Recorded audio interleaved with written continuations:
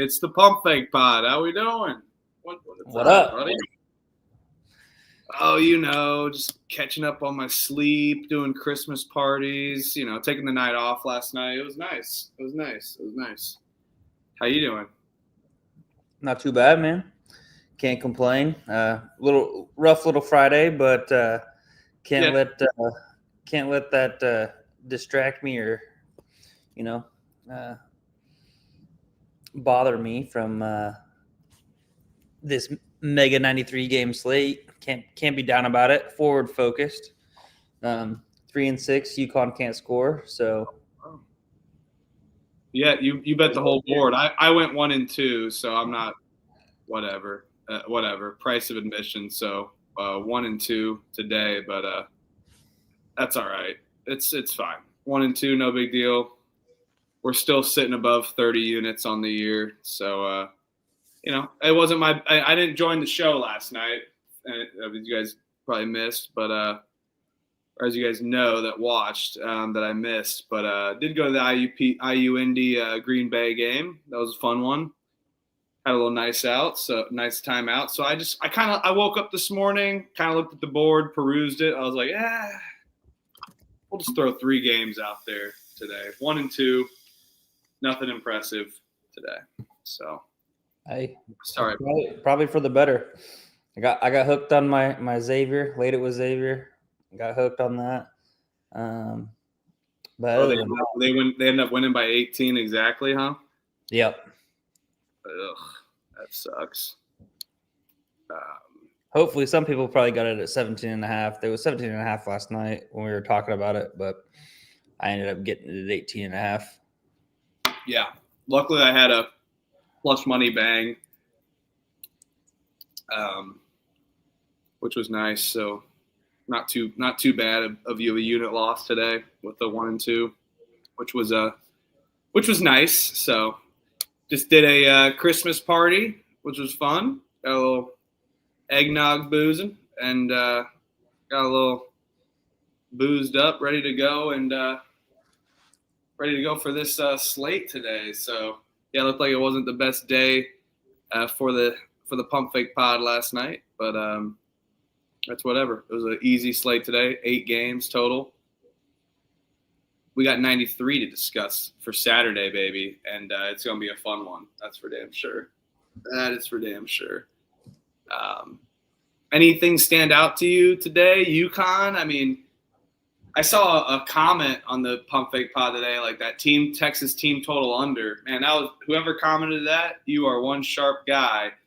I almost ended up tailing you. Ended up going against your judgment and my better judgment and taking UConn with the points or laying the points. Didn't work out too well, for damn sure. Yeah, no, I was on UConn, just team total over. I thought maybe Texas would struggle a little bit defensively on the road.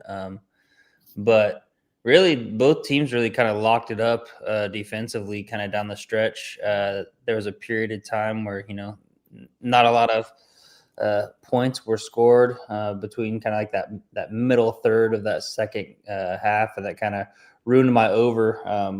So that was kind of unfortunate, but UConn does what UConn does and hit a couple clutch threes down the stretch. Solo Ball had one, Caravan had one back to back to kind of push that lead. I think it was down to 4, push it back up to about 10, and then they kind of coasted. So good win for UConn, but I was a little bit impressed with Texas. I wasn't quite sure if they were going to be able to be competitive in that game, and they sure were. Yeah, I don't know if it's UConn's offense or whatever, because their defense definitely has it, but they just tend to be streaky for me here and there, which is always interesting. Anyway, how is any other thing? Queens dominated against South Carolina State, looked like today. Austin P. All right, done too as well, and then Austin P. keep the points, baby. I was on Austin P. as well too. Yep, that was a fun one. They ended up getting it done outright. Keep the points. That was a good call by us. Few and far between last night, but short slate. You can maybe kind of eat some shit. Cal Baptist got it done. I know that was a lock battle that I had against Trev last night. Got really, really, really sweaty down the end. They were up by 10 for most of it, and it kind of just creeped back. I think they were up like 10 or so with about 10 or 11 with about 5 minutes left. Ended up only winning by 5. So just hung on there, just skirted by. Yep. And that was indeed a special game. Cal Baptist got it done. They're a fun team. I mean, classic Eastern Washington, but Cal Baptist, man, they're kind of all over the place. That was a fun one. They got like 2 guys on that team max that they go to there. So that was a fun one. McNeese got it done. A&T got it done, but it was a close one. Wish I went with that no bet, but that is A-okay. But yeah, that was pretty much the Friday slate. Not many televised games, 2 televised games. Other than that, it was all ESPN Plus for the most part. So go ahead and stream. But Elliot, any final thoughts on this Friday slate? I mean, it's been a fun week. Good week of hoops, up and down. Some nights bigger, some days shorter, but this one is far from short. We got a good one here coming up. So any final thoughts here on the week just before we move in, or anything you'd like to add? Maybe a shout out to someone or somebody as well too. No, I don't think so. I think I'm slate is a little bit less than last Saturday's, but I think it's got more impactful games. So I'm looking forward to it. Should be a fun slate to chop up. Like you said, it's been kind of slow a little bit this week on a few days, but yeah, I'm ready for the to kind of dig into this slate. And Ken, he was a smart man. I know he was sitting out this, like he said, he was sitting out the slate last night. So maybe I should have done the same and just came prepared, but I couldn't help myself. Had to spray it. No, yeah. I mean, you better man than me, but yeah, I basically kind of sat out versus my normal volume. But yeah, no shortage of volume here today. I just want to shout out that we are sponsored by Rhythm, rhythm.ai. Go to rhythm.com, download Rhythm on the App Store. It's a great app. All you do is pull out your phone. They bring out all the predictive modeling, and it's helped me with other sports. It's, of course, helped me with college basketball, of course, too, as a compliment, and with other sports especially. That I wasn't really profiting on, but just logging in, hitting some sports. So use that for the bowl season this season, NCAA football, and sign up using our promo code PFP25 for Rhythm. Yep, I gotta get my lick back. I know that we had didn't have a true Rhythm play of the day last night, but I was on that over 146.5 with the UConn Texas. Rhythm liked it, so I ended up betting that, and at halftime it was looking good. I think the live number was over like 140 or 157.5, so we were like 10 points over. And then that second half, like I said, just kind of killed it. So looking to get my get back there on some Rhythm plays for sure. And shout out to whoever was in the chat. I know somebody in the chat last night battled me on that and was on the under. So shout out to whoever that was. Let's go. Yeah, we'll be chopping some things up on Rhythm, of course, but then also going through every single game, as Elliot said, 93 games to be talked about. And as our man is absentee, shall we? He didn't even know he says that, but yeah, as of 2 days ago. But yes, shall we, Elliot? Let's do it. We start off with an absolute banger at noon. Arkansas versus Texas Tech. This is in Dallas, Texas, at the American Airlines Center. Texas Tech is laying 1.5. The over-under is sitting around 154, 155. This kind of, to me, feels like a potential Arkansas spot, man. I know that Texas Tech has the home environment. and whatnot. But I don't think Arkansas will not have fans there either, considering it's in Dallas. I think it's going to be a much more even crowd than we think. Texas Tech is definitely impressive, but they've shown that they can stumble. I mean, got their breaks beat off by Purdue, Illinois on the road, yes, but I think if they're able to contain JT Toppin, which is tough, I mean, definitely not stop him, but contain him, that's going to be the catalyst for Arkansas. And I think that their defense is actually one of the better Calipari defenses that we've seen, which is very nice. Listen, I think this game is a complete toss-up. You can go either way, but I think Arkansas plays both sides of the ball just a tad better.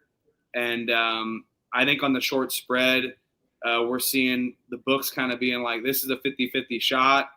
And for me, I'd be more enticed to bet Texas Tech if it was a little higher. But because it's right around this, I think I'll take Arkansas here.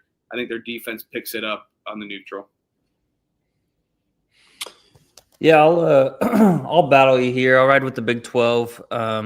This line flipped. I know Arkansas opened as the favorite, laying the 1.5. So I'm seeing some people in the chat. Got some good closing COV. Crutch got plus 100 on Texas Tech money line. Right now I'm seeing it about minus 125, minus 135. I will go ahead and bet that. I think that they're going to, they're the more proven team, in my opinion. I know that Arkansas, they've kind of tested themselves a couple of times with that true away game against Michigan State, and then on the neutral against Duke that they lost, and then obviously winning that Louisville game at home. But I just think top to bottom, Texas Tech, they've got the talent a little bit better, a little bit more so than Arkansas. You've got JT Toppin down low, and then you got Christian Anderson there in the backcourt. So I really think they'll rely on them pretty heavily. And the only thing that really kind of worries me is Texas Tech really can struggle a little bit shooting the free throw line, only shooting about 67%. So in a close game like this, you got an Arkansas team that does shoot the free throw pretty well. A little bit scary, but I'm going to ride with the Red Raiders here. I'll be on Tech money line. Just ignore the minus 1.5. All right, we're hating on each other to start the day. Love it. Don't know what we're doing this year. Michigan State is laying 10.5. This is already jumped up. Over unders 144.5. I already have a bet in this because this line was available early. Can you guess what it is? I laid it with Michigan State here. I think Michigan State is going to be a problem, and we've seen Penn State just lay absolute eggs. I mean, I know this is a home game, potential pride, but the Bryce Jordan Center just never does it for me personally. And I think Michigan State comes in after a loss, especially at home against Duke. They come in and cover here. I think this may be a little closer at first. Penn State comes out, plays with some heat, but then Michigan State runs away, wins this game by 15 to 20. I think I lay it with Michigan State, and I do like I do see myself liking the team total under for Penn State as well too. I think that's a high probability. We've seen Michigan State hold teams, playing tough defense in the interior, playing tough defense on the perimeter as well, and I think that's going to cause major issues for this Penn State team, who scored 72 against IU, but that was some bullshit points. 65 against Providence, and I think we see a similar score to that, and Michigan State wins this game while Penn State scores somewhere in the low 60s. Yeah, I'll be on the under 144.5 here. Okay. Let's clip that. Let's clip that for this one. Slides are fire. I thank. Fuck yeah. Thank you. Love the slides here. Thank you. Yeah, I'll be I'll be on the under 144.5 here. I think I'm, kind of in that same angle with you where I think Michigan State's defense can really lock up Penn State. But I also think that Michigan State may struggle a little bit. Just first true road game for them. They might struggle a little bit. We've seen that they haven't really shot the three very well, or sometimes can struggle shooting the three. I think we see that a little bit first time on the road. So I see this game, being kind of a muck it up style of game. I don't see, I see Michigan State probably in the 70s and Penn State in the 60s. So I'll take the under 144.5. I may join you on that under game total instead of the team total under. I think that's a solid play. I like that under 144.5, maybe doubling down there for sure. So yeah, and that's a little fun boost that I need too. So let's go under 144.5. I'm adding that to the card. DePaul, Wichita State. Wichita State is still laying 5.5 points. Over unders 144.5 as well. This line kind of stinks. I know Wichita, but Wichita, man, they're a streaky team. You don't know which one we're gonna get, but I mean, true home game for Wichita here. In the Cock Arena, DePaul's going to get cocked. I know that their defense is kind of solid. It picked it up. But we've seen them kind of stumble against teams that are a fair competition to them. And Wichita State, I'd say, is better. And now they're getting 5.5 on the road. It feels a little bit stinky.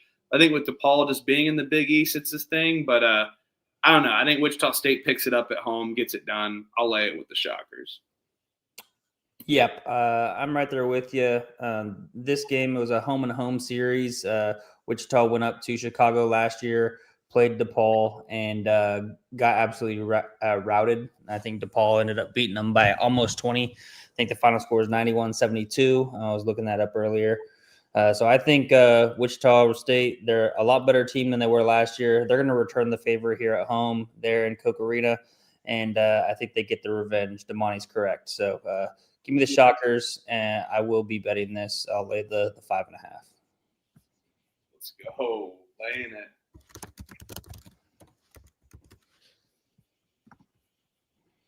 All right.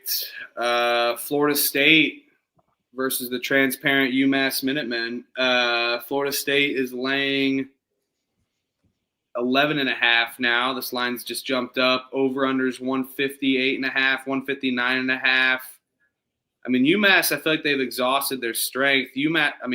But Florida State laying that many points, I mean, especially with their defense, how many points that they allow. I mean, this feels like a spot where Massachusetts can lay an egg like we've seen in the past, but they've picked it up.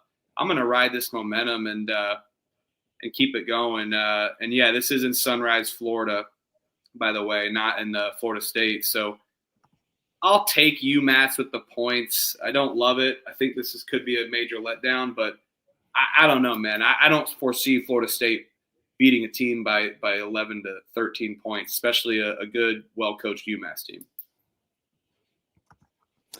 Yeah, I agree. I kind of like UMass here as well. This line has shot up, what is it now? 12.5, 11.5. Yeah. One thing Florida State does well is they definitely force a lot of turnovers, and that's something that UMass has really struggled with this year on offense. They both play at a pretty high pace. If this was at Florida State, I'd probably want to ride the over 158.5. I could still maybe see this the over hitting here. UMass has scored a lot better than they used to, and they're playing at a more of a faster tempo. So I think this could be kind of a barn burner type game. I'll ride the over 150. Let me look at where it is right now. It's 59.5, I think. I'll ride the over 159.5, but this is probably going to be my first no bet of the day. All right. Stony Brook is laying 8.5 to Central Michigan. Over-unders 145.5. Listen, I know that I'm kind of inclined to not lay this many points with Stony Brook, but this kind of feels like the line is a little bit telling here. a bit to me. We've seen Central Michigan stumble many times as of late. We love this roster early on in the season, but Stony Brook laying this many points. We know Central Michigan's defense is putrid. They've allowed a lot of points at times to many teams, no matter what their style of play is. And Stony Brook plays at a slow pace, and they're laying this many points. I think we see Stony Brook take off on offense here. I'll lay it. Probably no bet, though, for sure. Yeah, I'll Central Michigan team total under 2. Come on, buddy.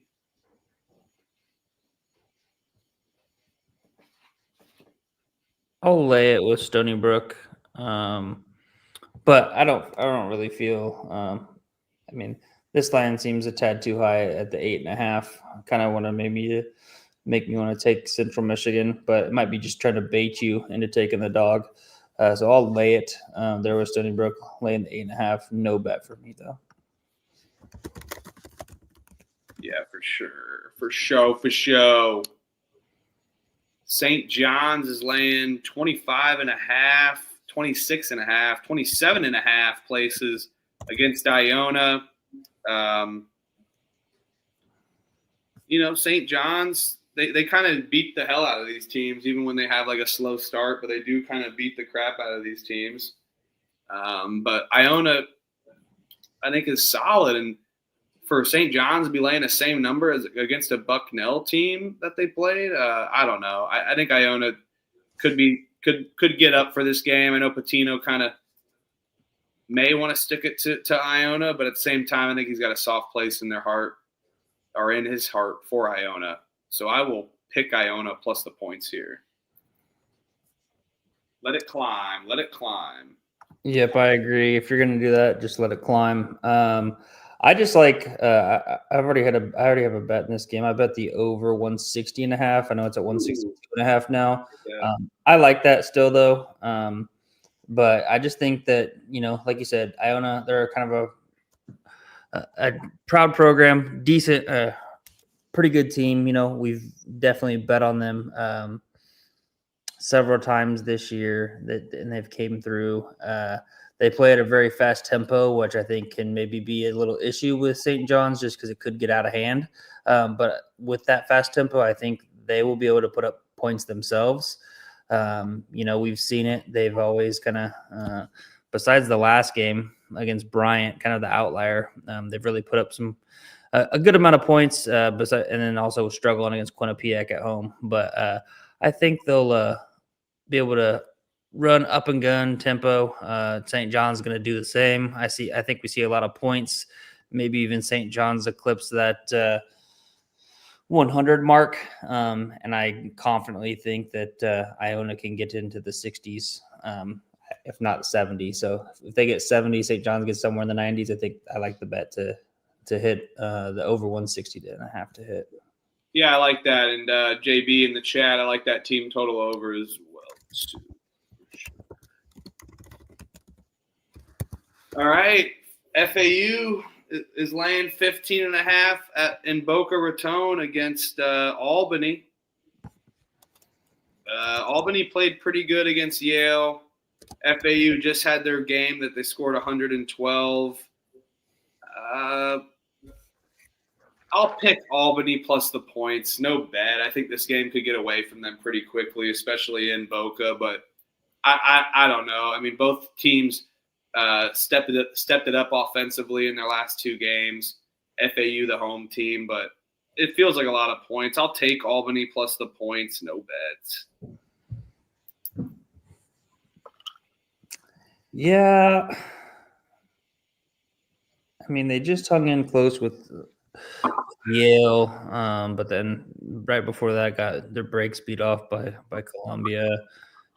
I'll lay it with FAU. No bet here for me though. I think that they can kind of run away with it here. Albany, they were just in UMass playing in that neutral. Now they travel down to Florida for this kind of one-off game. I think they just take it on the rear and head on home. So lay it, no bet. Well, smack on the ass. Miami's laying 35.5 against ULM. Over-unders 153.5.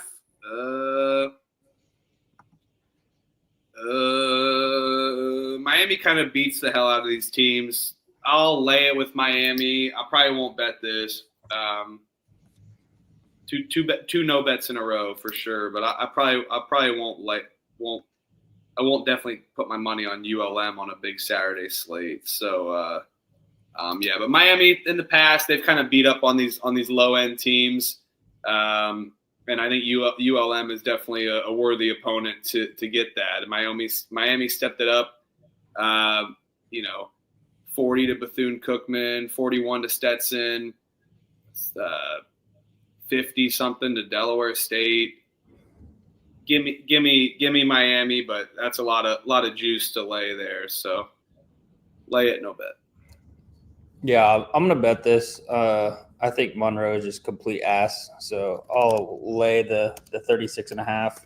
Probably going to get a good amount of CLV. I'm expecting this to probably be in the 40s before tomorrow. So I will go ahead and bet it now. I think they win similar score to what you were just stating. 40-point game, 90 to 50, 95 to 52. I like that. Maybe I will end up betting it. We'll see. Check the picks page always. It'll be on there in the morning. George Mason's laying 15.5. Over-unders 143.5 against Old Dominion. I'll lay it. George Mason off of a loss. They had a blunder on the road against Virginia Tech. They've beat up on teams, especially low-end teams and lowly teams. Their last game at home, they didn't quite – or their last two games ago, their last Saturday game at home, they did not quite cover the spread, lost it in the end. But I think they do end up covering this number. We've seen Old Dominion drop 4 in a row against teams that I don't think are even close to better than George Mason outside of maybe Villanova. And I think Tony Skinn has these guys ready to roll on defense, gets them out into transition, forces turnovers. I think they could be a major problem for this ODU team. So I will lay it here with Mason. I think they win something like 85 to 60 something. Yeah, I agree. I will lay it here off of Mason's loss.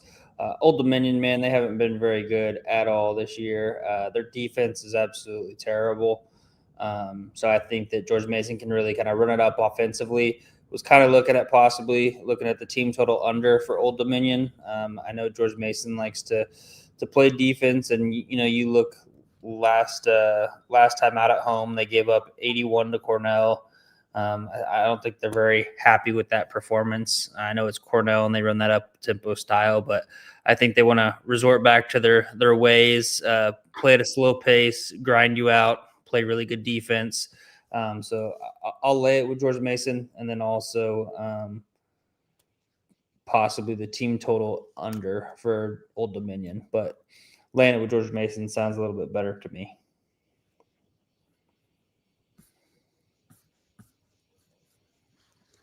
All right, Elliot, lead us off here. This is a good one. This is a Big 12 matchup. I don't care what people say. This is a true Big 12 matchup to me. Oklahoma laying 2.5. Over-unders 165.5. This is in Oklahoma City at the Thunder Arena. Bullshit. This is stupid. But it does make it a little more neutrality for sure. No, I agree. It is. It's BS.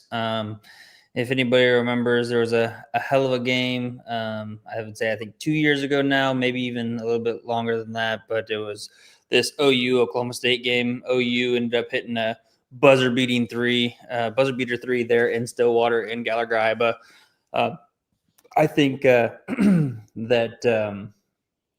these rivalry games need to play on the home turf. We've seen it in football, also in basketball. I mean, the environments would be super electric if you were just playing this in Norman or in Stillwater. So I think it's kind of unfortunate that we have it here in Oklahoma City on the neutral in the big ass NBA arena, but whatever. It is what it is. I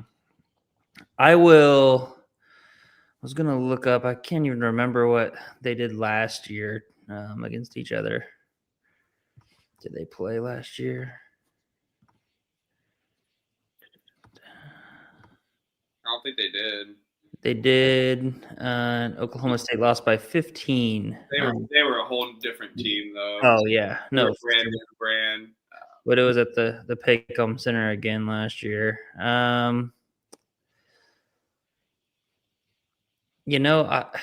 It's interesting that Oklahoma's laying the points. I really think that Oklahoma State's the better team. I haven't been super impressed with Oklahoma, but it's weird that you got the undefeated team going up against the 6-3 team, and the 6-3 team's laying points kind of on a neutral. I would expect this if this were actually in Norman for Oklahoma to be favored. They just had that disappointing loss to Arizona State on that kind of semi-away game there in Phoenix. Give me Oklahoma State.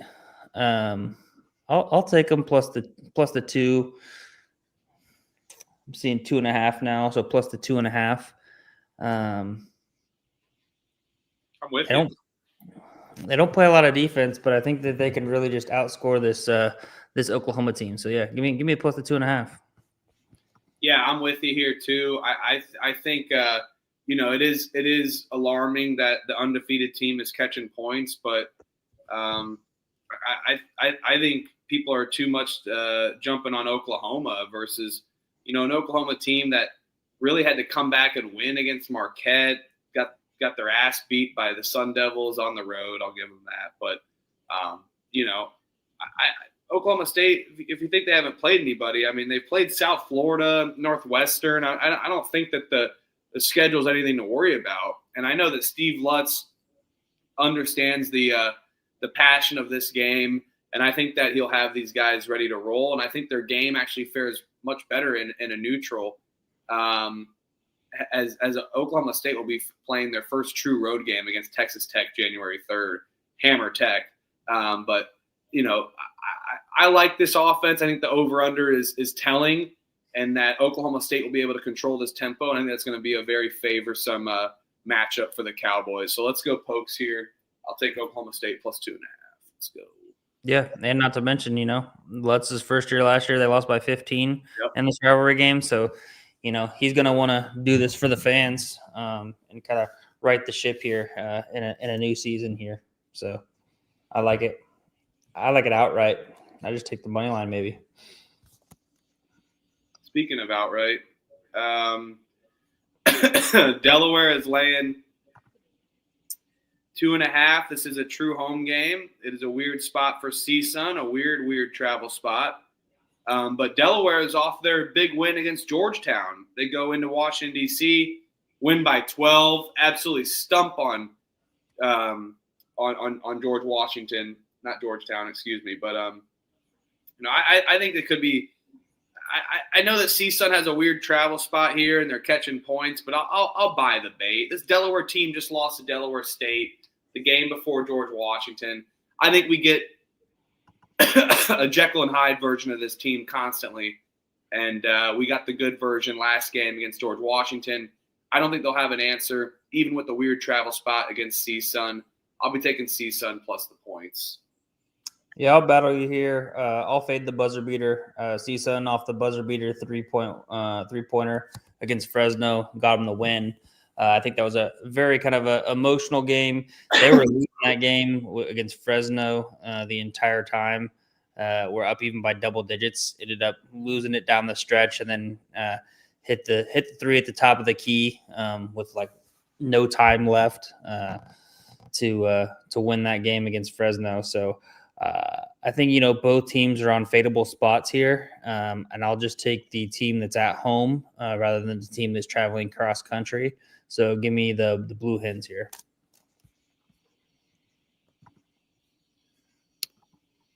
All right, Robert Morris versus Toledo. Woo, woo, woo.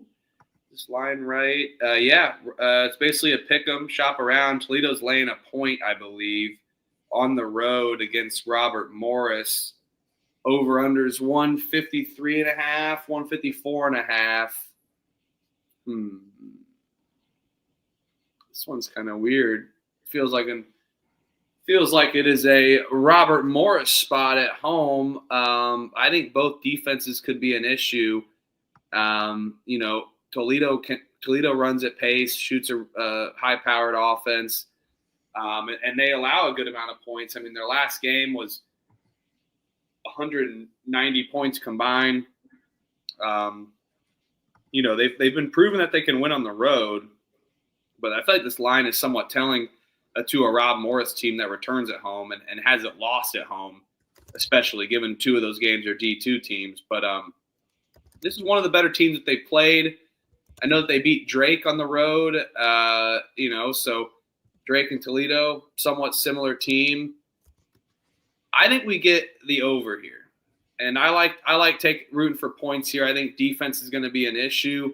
I think if one of these teams scores 80, then we have no problem hitting this number, because I think that the books are spot on. We see a very close game. Toledo the better team, but the spot is calling for Rob Morris.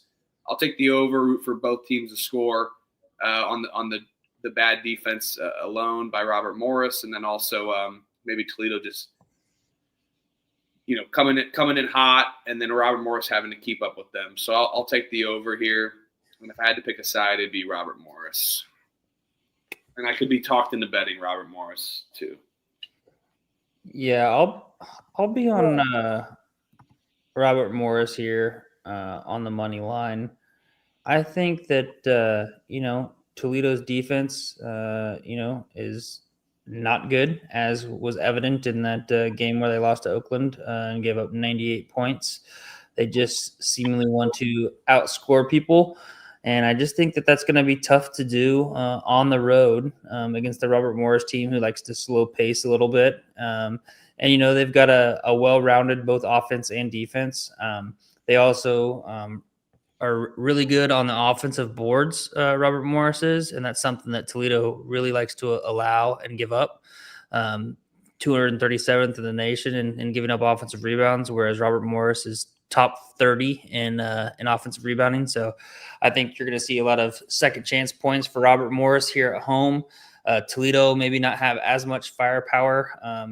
They were played up against Oakland, put up 97. Oakland's defense is kind of, non-existent. I think Robert Morris is able to defend him a little bit better, slow him down, and I like Robert Morris on the money line here.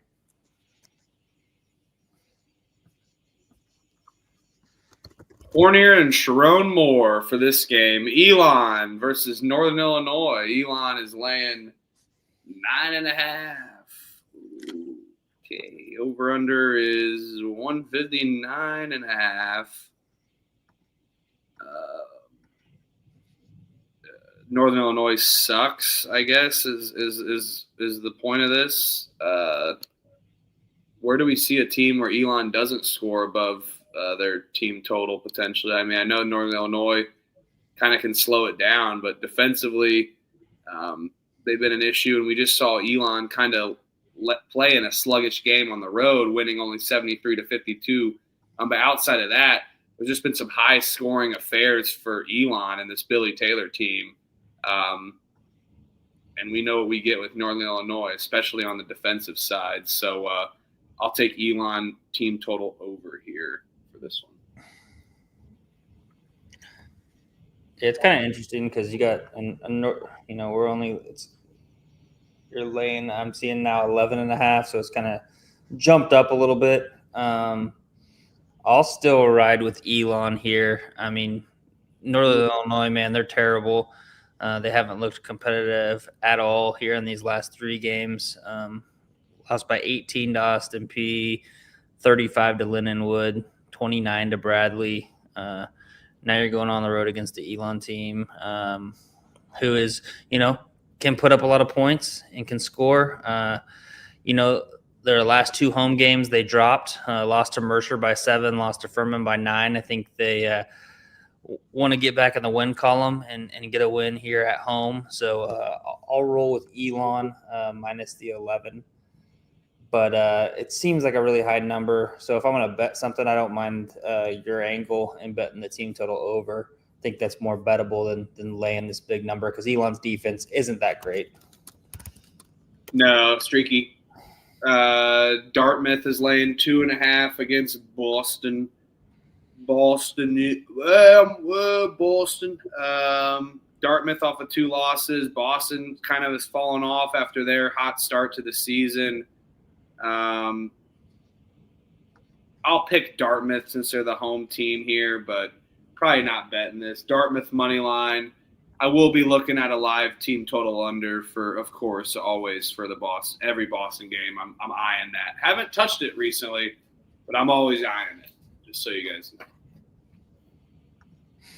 Yeah, total clash of styles here. You got a Boston team that plays at one of the slowest paces in the country, and then you've got a Dartmouth squad that plays in the top 55 in pace. I like them to get it done at home. I'll lay it with Dartmouth minus the 2.5. Purdue is laying 17.5 against Marquette. Over under is 151.5, I believe, still. 153.5. This line's jumped up to 18.5 as well, too. Purdue just had their big win. Now, so after their get up spot after a tremendous second half, but man, Marquette,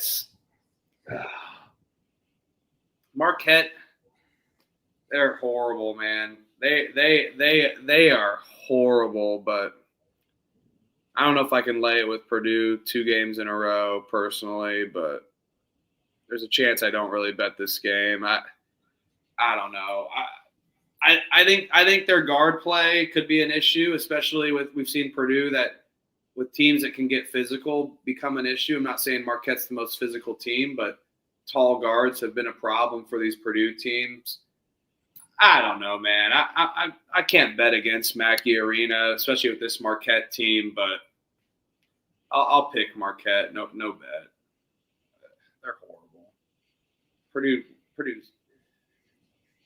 I've just seen Purdue, not roll teams back to back. I've seen them kind of lay it down after their second time of doing. Yeah, no, I agree, but they're also, they're still playing with some pride after that 30-point ass kicking that Iowa State put on them there in Mackey. So I feel like they're gonna, still come out, still respond. And like you said, Marquette is ass. The problem I think is Marquette on the offensive end, they play really fast, really up tempo, which I think isn't going to go well because I think Purdue is going to be able to then gain even extra possessions just because of Marquette's tempo and pace of play.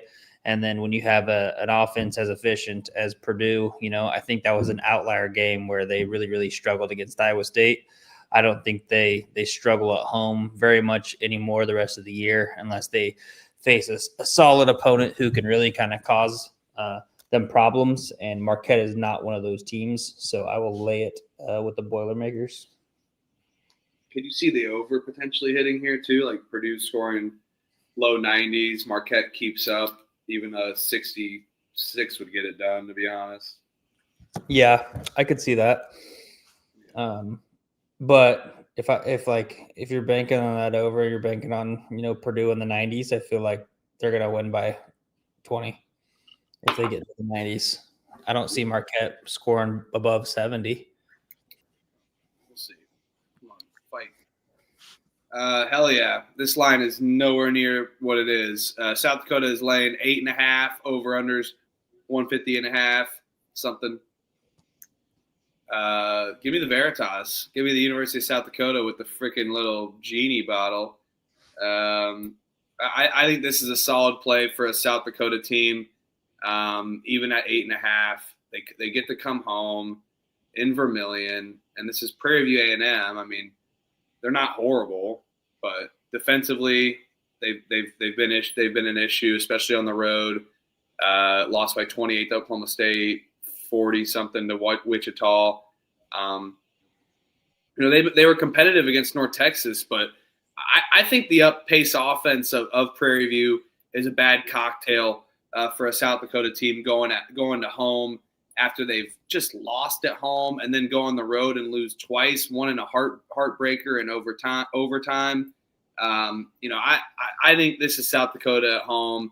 We're getting a buy low spot against a Prairie View team that I think we normally would see around a 10 to 12.5 line here. So I will lay it 8.5 with the University of South Dakota. Let's go Coyotes. Yeah, I'm seeing the over at 161.5. I'll just go ahead and take the over 161.5. Both teams play with a lot of pace. I do think South Dakota is going to score a lot of points, but I also think that their defense isn't that great, and Prairie View can be somewhat respectable and put up some points as well. So give me the over 161.5 here. NJIT is catching a point at home against Sacred Heart. Love that logo. Football club looking ass logo. This line is not right either because Sacred Heart is laying 5.5 on the road and NJIT. NJIT off their win at home. I think they rally the momentum. I'll pick NJIT plus the points. No bets. Could be talked into betting it, but this isn't a game I'm rushing to. Yeah. I mean,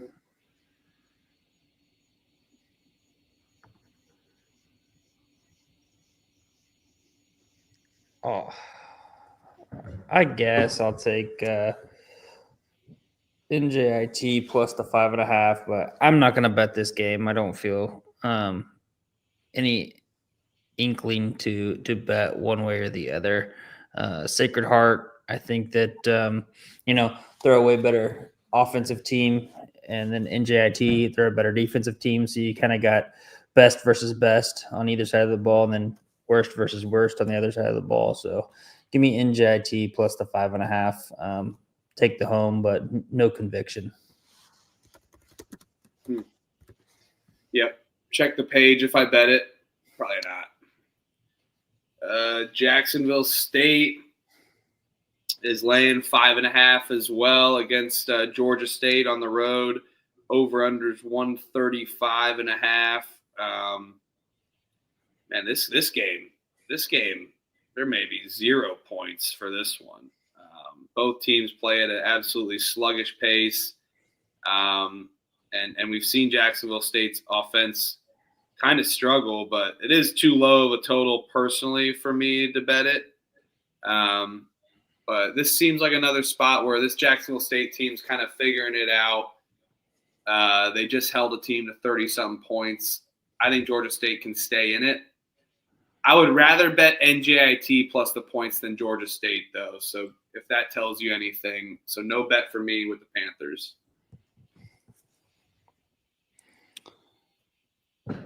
Yeah,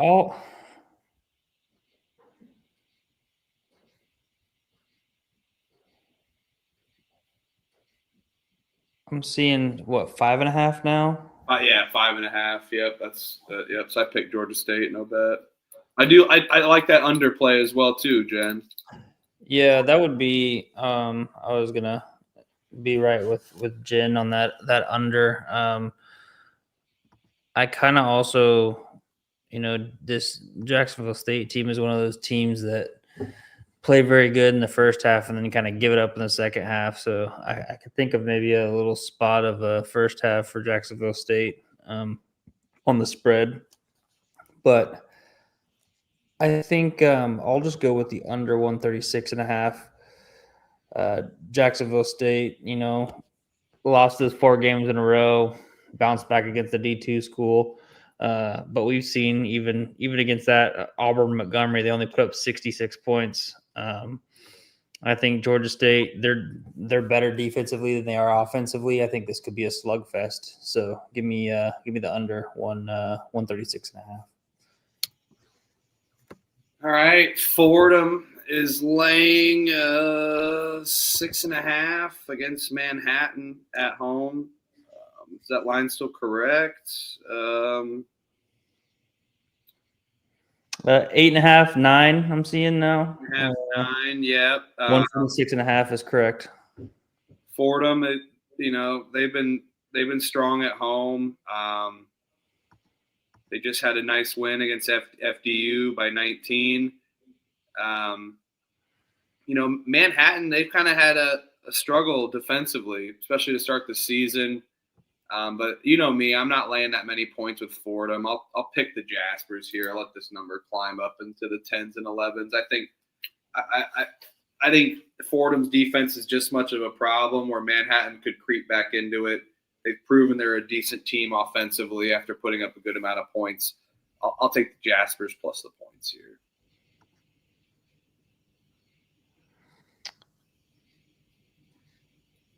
Yeah, I'll take Fordham here in this spot. I don't know if I'm actually going to bet it, but I think they are figuring some things out under Magpio. I think it's taken them a little bit of time, but they're starting to get a little bit better on the offensive end. I know that they just lost that home game last Saturday to Holy Cross, so verdict is still kind of out. I don't really feel like I'm confident enough in them to bet them, but I think they're starting to figure some things out potentially. So I will lay it with Fordham, but it'll be a no bet for me at the 9.5 number. And yes, the juice, I don't mind that over 146.5 either. Just as Huff said, both defenses aren't that great. Manhattan really struggles on defense, so I could definitely see that hitting. North Dakota is laying 7.5 against Western Illinois. The over-under is 144.5.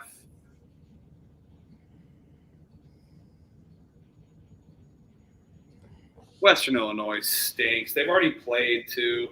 They lost by 9. Western Illinois did. Now they're catching this kind of points in Grand Forks. Since they've already played, I'll take Western Illinois. Don't love it just because it is a weird travel spot, especially going up into the snow and the cold in the Grand Forks. But guess what? They play basketball inside, motherfuckers. Give me Western Illinois plus 7.5. No bets. Yeah, Western Illinois has yet to win a Division I game. I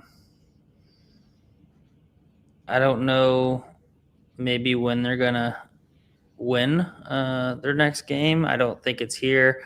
I'll lay it with North Dakota, but I don't feel confident in it just for the reasons what you were just talking about. I think that hard to beat a team twice. So now we're getting they beat them by 9 last time. Can they repeat it again? I don't know. But I won't bet it. North Dakota minus 7.5, no bet. Yeah. Let's go Leathernecks. Elliot, might as well lead us off with another banger. Butler is laying 5.5 against Providence in Hinkle Fieldhouse. Over under is 167.5, I believe. Yep, 168. I see a 4.5 available for Butler also. What you got in this one, my friend? Providence off 3 wins in a row. Butler off a loss against Boise State at home. Yeah, I mean, I feel like this is kind of your classic bounce back spot for Butler here and Thad Matta and company. It's kind of an interesting line that it's 3.5, 4.5. Ken Palm's got this at 6. Just like you said, they're off that Boise State loss. They're at home. Providence kind of riding high, feeling a little bit better about themselves after some good home wins against some not great competition. I mean, that Rhode Island win was pretty good. But now you go on the road to a Butler team who's kind of licking their chops after losing that game to Boise State. I'll lay it here with Butler minus the 4.5. Yeah, I'm with you here as well. I think Providence is a tough team. We know Trevor would run away from this game, but this is not my favorite team to lay points with. I think we'll see this Butler team be up like 8, 10, 12 early, and then you could just see their lead vanish. We've seen that happen time and time again with Butler. But this is going to be a very fast-paced, up-tempo style of game. I think we're going to see this game just absolutely in the nick of runs. And Providence does have the free throw battle, I think, won going into this statistically, which could be an issue in the foul game. So I think that's where we're going to have to get this cover. But I think Butler gets ready to go, especially for their home crowd against a Providence team to welcome Big East play off of a loss. I'm with you. I'll lay it with Butler.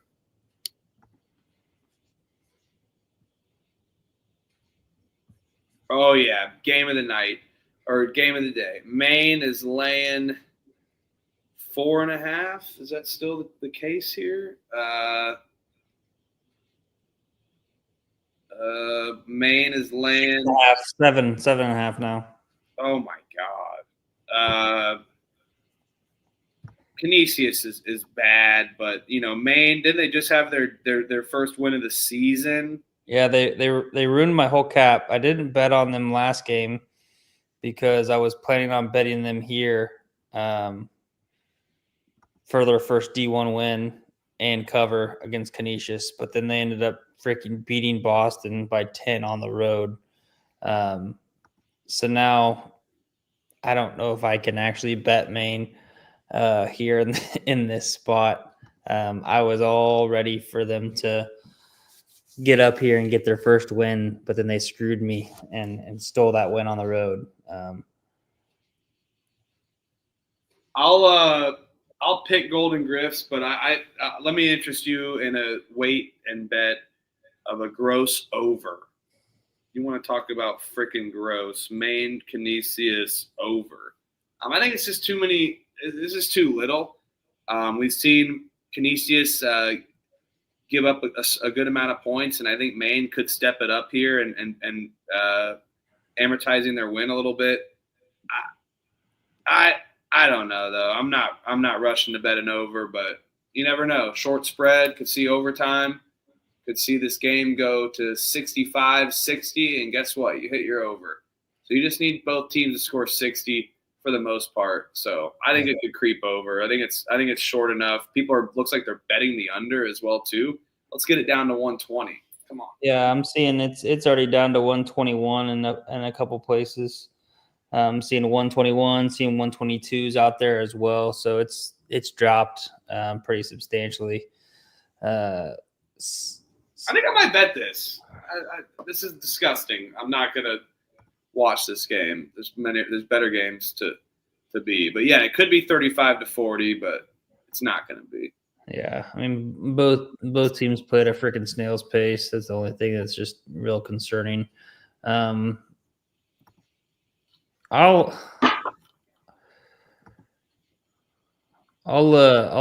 lay it here with Maine, but I'm holding off my bet. I mean, shoot, Jen's right in the chat. They win one game and now they're laying 7.5.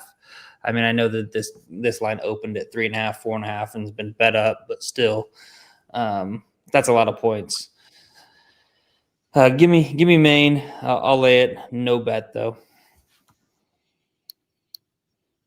All right, Quinnipiac against UMass Lowell. This is a true home game. Quinnipiac is laying 6.5, I believe, right?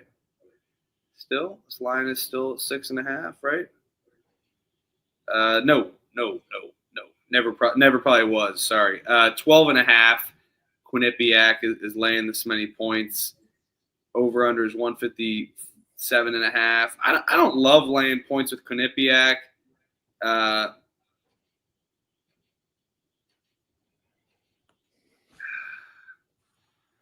I'll take the team total over for Quinnipiac. I think we see a high-octane offense coming into form. They just scored 78 against Rider, which was kind of a letdown for what they've done, or 72 against Rider, only winning by 12 or 14. We've seen them score in the 80s and above, and UMass Lowell defense is bad and has given up tons of teams to 80 points. I'll take the team total over Quinnipiac. Not my favorite bet. Probably not betting it, though, because I don't love laying that much with Quinnipiac, although they're the better team for sure. Team total over for the Pack. Yeah, I'll just lay it here with Quinnipiac minus the 12.5. Not super confident, though. It'll be a no bet for me. But I do think the Aqueduct at home could get up. They could roll here and win this game by 15-20. But you're right. I mean, that team total over is probably a better look. But I might bet this. Quinnipiac lost to Lowell last year by 10 on the road. I think they return the favor and run up the score here. I think they can get it done. So I'll take Quinnipiac. I'll see if I bet it. Yeah, and College Hoops Daily, what up, dude? Thanks for tuning in. This is their worst Lowell team in years. I have to agree with that. It's bad. Bad. UNC Asheville versus St. Thomas. Over-unders 150.5, and this number is, I believe, still around 1. 2.5, 3. St. Thomas is laying 3.5. Laying points against Asheville. Asheville just came back, though, in overtime. I don't love St. Thomas on the road. They're not the best team on the road, but UNC Asheville, they just exhausted their strength. I mean, they came back so much, but doesn't scare me away. Or does it?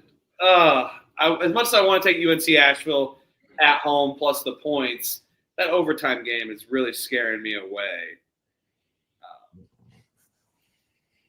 And where are we? I mean, I know that they went to overtime too, but that over-under feels really low at 150.5 for these teams, I think, too.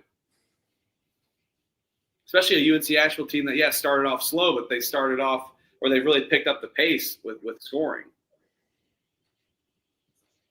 Can't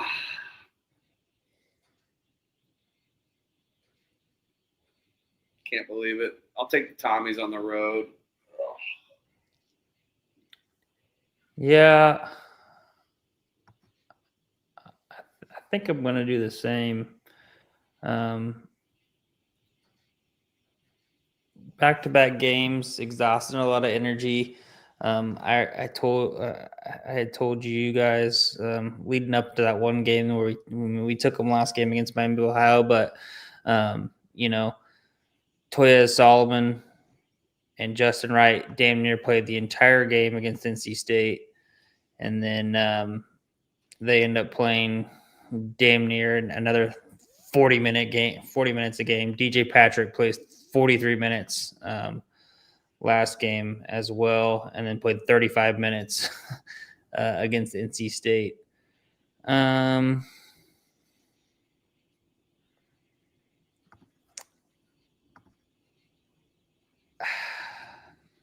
Yeah, I'll go with the Tommies here. I don't love it. I don't like taking Tommies away from the Shoemaker, but I just haven't been as impressed with Asheville. And on a short kind of spread like this, I don't know if they can get it done in back-to-back spots. So I'll lay the 2.5, 3 with the Tommies.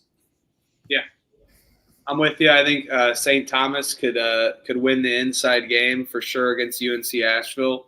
And if we think their guards are going to come out a little sluggish, I don't know, maybe even a St. Thomas first half play. I wrote that down as well too. So just because we see St. Thomas maybe off a little more rest, and they take over the first half. Ooh, yeah, this is a fun one. Utah Valley is not laying 7.5. They're laying 4.5 at home against UCSB. UCSB 8-2, Utah Valley 7-3. This is a great matchup to go in. What you got in this one? I gotta lean here. What you got in this one though? I want to hear what you got. Semi-home game, right? Neutral game at the Delta Center. They're in Salt Lake City. Yeah, Salt Lake, right? Yeah, Jazz game. Not going to be a true home game there in Orem like it was. I like Utah Valley here. Is it 7.5 really? It's 4.5. Yeah, I like that number better. I'll take Utah Valley minus the 4.5. I haven't been as impressed or of what I thought I was going to be impressed by with UCSB. I know that they kind of, got the job done at home in overtime against Long Beach, then blew out Bakersfield. That's Bakersfield to kind of start Big West play. Now you're getting a Utah Valley squad who, I think is a really good team, especially defensively. I'll lay the 4.5 with the Wolverines here. Yeah, I think I'm with you. I'll go with Utah Valley here minus 4.5. I think UCSB they're coming off a good win streak, and we've seen them kind of struggle defensively even against some bad teams. And I think Utah Valley is a problem even on a neutral for sure. And yeah, they did one cross. Yeah, they did. Drake is laying. It's terrible. Oh, sorry, buddy. Oh, did you hear that? Drake is laying 4.5 against North Dakota State. Is this a true home game? This is up to 5.5 already for Drake. North Dakota State, they've been bouncing all over. They went to Cal State Bakersfield not even 2 days ago. December 11th. Last night. 2 days ago as of tomorrow. And North Dakota State minus 5.5 was free. Drake at home has been fun, but dogs barking. I got to go with the system here. I will take North Dakota State plus the points. Do we let this climb a little bit too? I think North Dakota State on the road's been good, and so does my dog Franklin. He likes the Bison here plus the points against Drake. I will go with them. They've been battle tested, especially against teams very similar to Drake, and have played teams like this on the road. And I think North Dakota State's defense travels, and they've proven that they can travel well. Give me North Dakota State. You fading the dog here? Yeah, I'm going to fade the dog here, and I'm going to bet the dogs here. I was trying to see if I believe Owen Larson played like 11 or so minutes the game before last or against UAB. And so I think that was kind of a game where they were just kind of getting him back into the swing of things. I think he plays a significant amount of minutes, or significantly more amount of minutes than just the 11. He's kind of the guy that I think they were kind of missing there to kind of start the season when they had been struggling a little bit. I think Eric Henderson's going to figure some things out. They just lost that home game to UAB. I don't see them dropping 2 home games in a row. They've had 8 days to prepare for this game. So give me the Bulldogs laying the minus 5.5. Dog hater.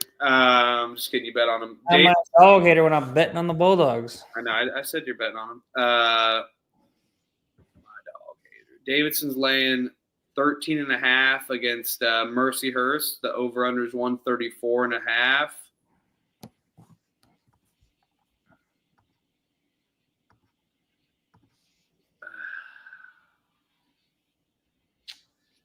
Man, I don't like laying this many points with Davidson. You know I got to smoke up that Bernie Blunt, the fourth pack. I'm taking Mercyhurst plus the points. Davidson wins like 74-61, 72-58. This game is going to be right on the number, but I just don't foresee Davidson being able to blow it out here. I think this will be flirting around it. Mercyhurst maybe within 10. But I like Mercyhurst's guard play, of course, as you know. Offensively, they've been streaky at times, but Bernie Blunt's going to cause them issues, man.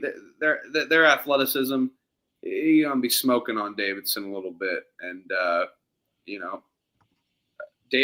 Mercyhurst likes to kind of take it inside, and I think that's where Davidson struggles the most defensively. They actually kind of are better on defense on the perimeter. So I'll take Mercyhurst plus the points. I like this. Let's go Lakers. John, Mercyhurst is Erie, Pennsylvania. But yeah, I will. I'll be on Mercyhurst as well. I feel like this is too many points for two teams that play at a slow pace. Mercyhurst really plays super slow, and Davidson they play not as slow, but fairly slow as well. I think that they can stay within 14 here. I see this as like a 70-60 type of a game.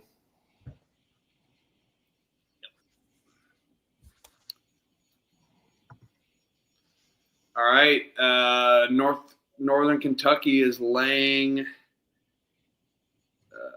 3.5, I believe. 4.5 now. Over under 151.5 against Bellarmine. This line kind of stinks, I think. This line stinks. Northern Kentucky.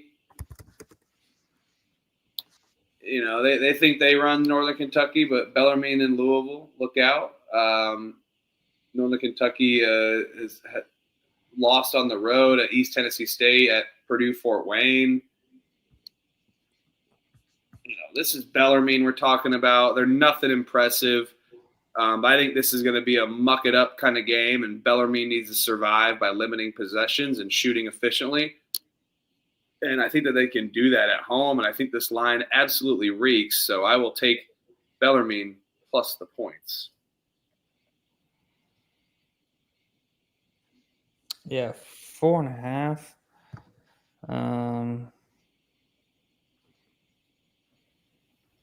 Lowell. It's pronounced Lowell. Yeah, Bellarmine's defense is just absolutely terrible, though. I'll take Bellarmine plus the points. Don't really want to bet this though, especially with how bad this Bellarmine team's defense is. I know Northern Kentucky has been great on the road, but man, I don't want to bet this. So Bellarmine plus the 4.5.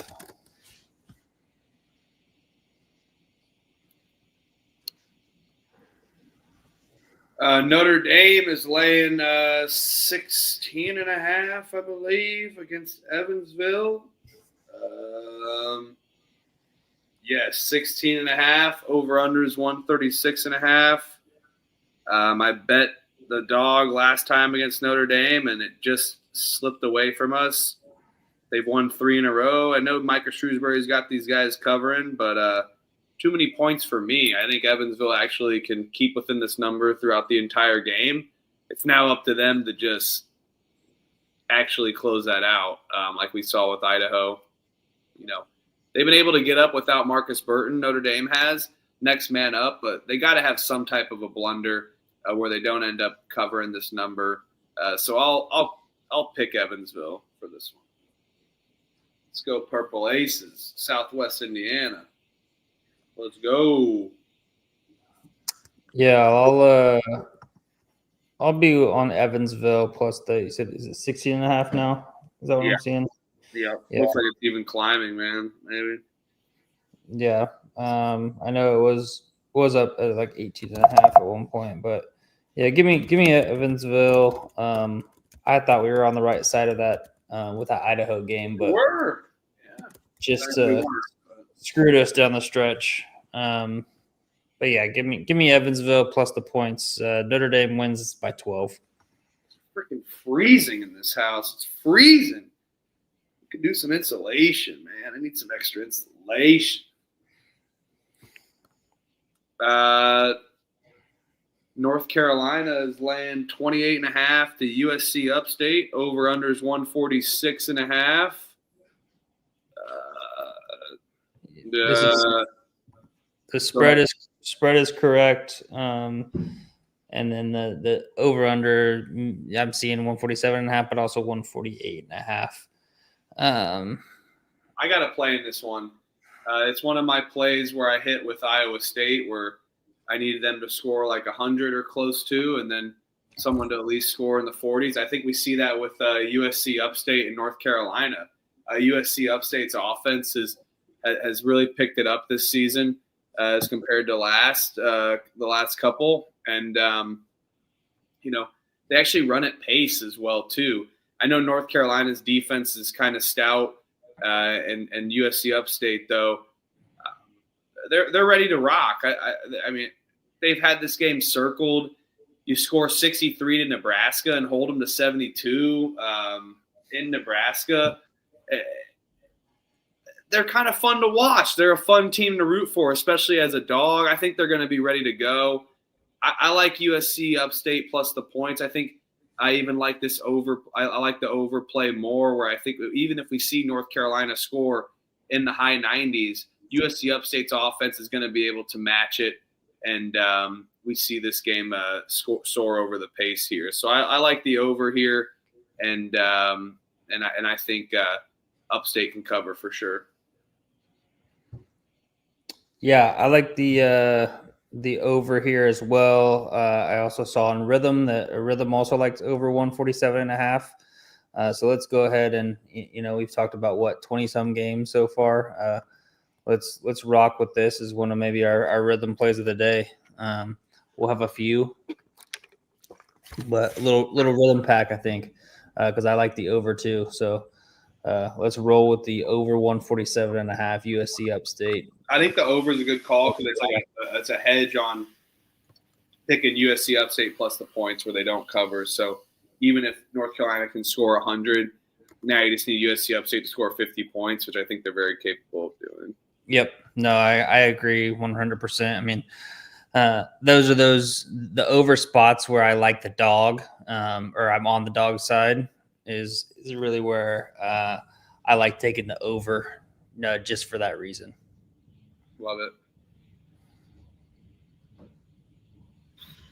Northwestern's laying 25.5 against Jackson State, 26.5. Over under is 143.5. Northwestern off 3 losses. I feel like they're going to be ready to get going.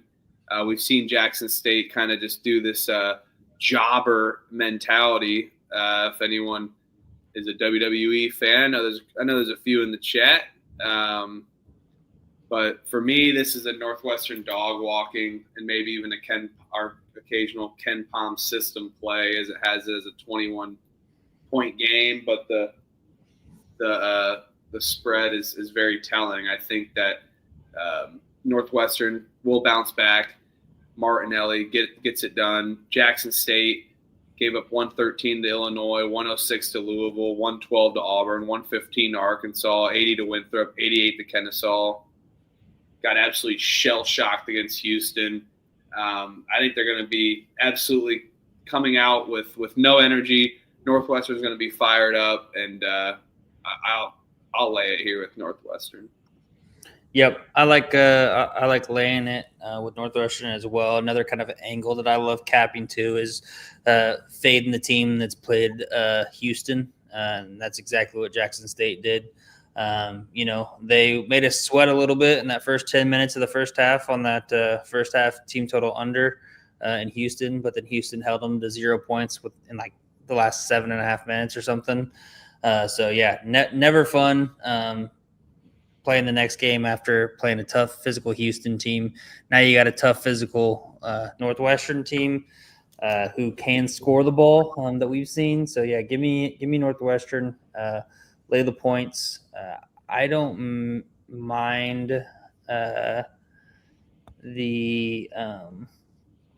team total over that Cash those slips we're talking about too for the Northwestern team total over. You had mentioned that Jackson State's given up 80 to Houston, 88 to Kennesaw, 80 all over the place. But I would just rather just lay it with Northwestern. I think they win this by 30.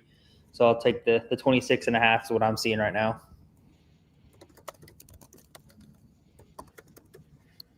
Yeah, I mean, even if you take the team total over, like Jackson State could score 45 points. Like, I think it's better to lay it even with the big number.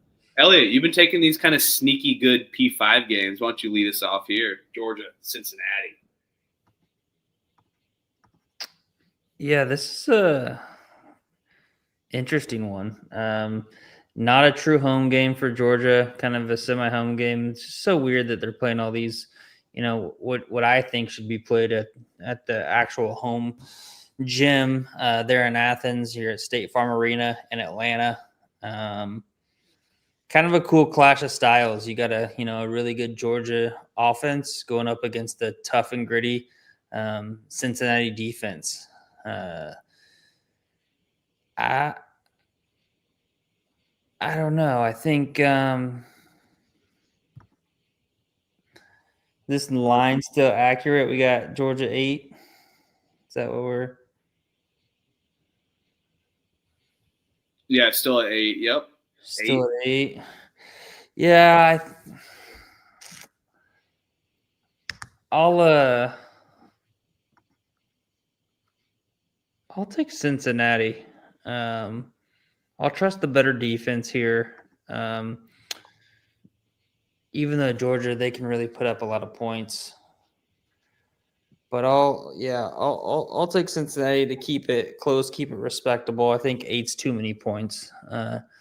Georgia wins, but it's a tough game, and they only ended up winning this by 4 or 5. Yeah, I don't love a spread here. I think I'll just root for points here in the over. We've seen Georgia,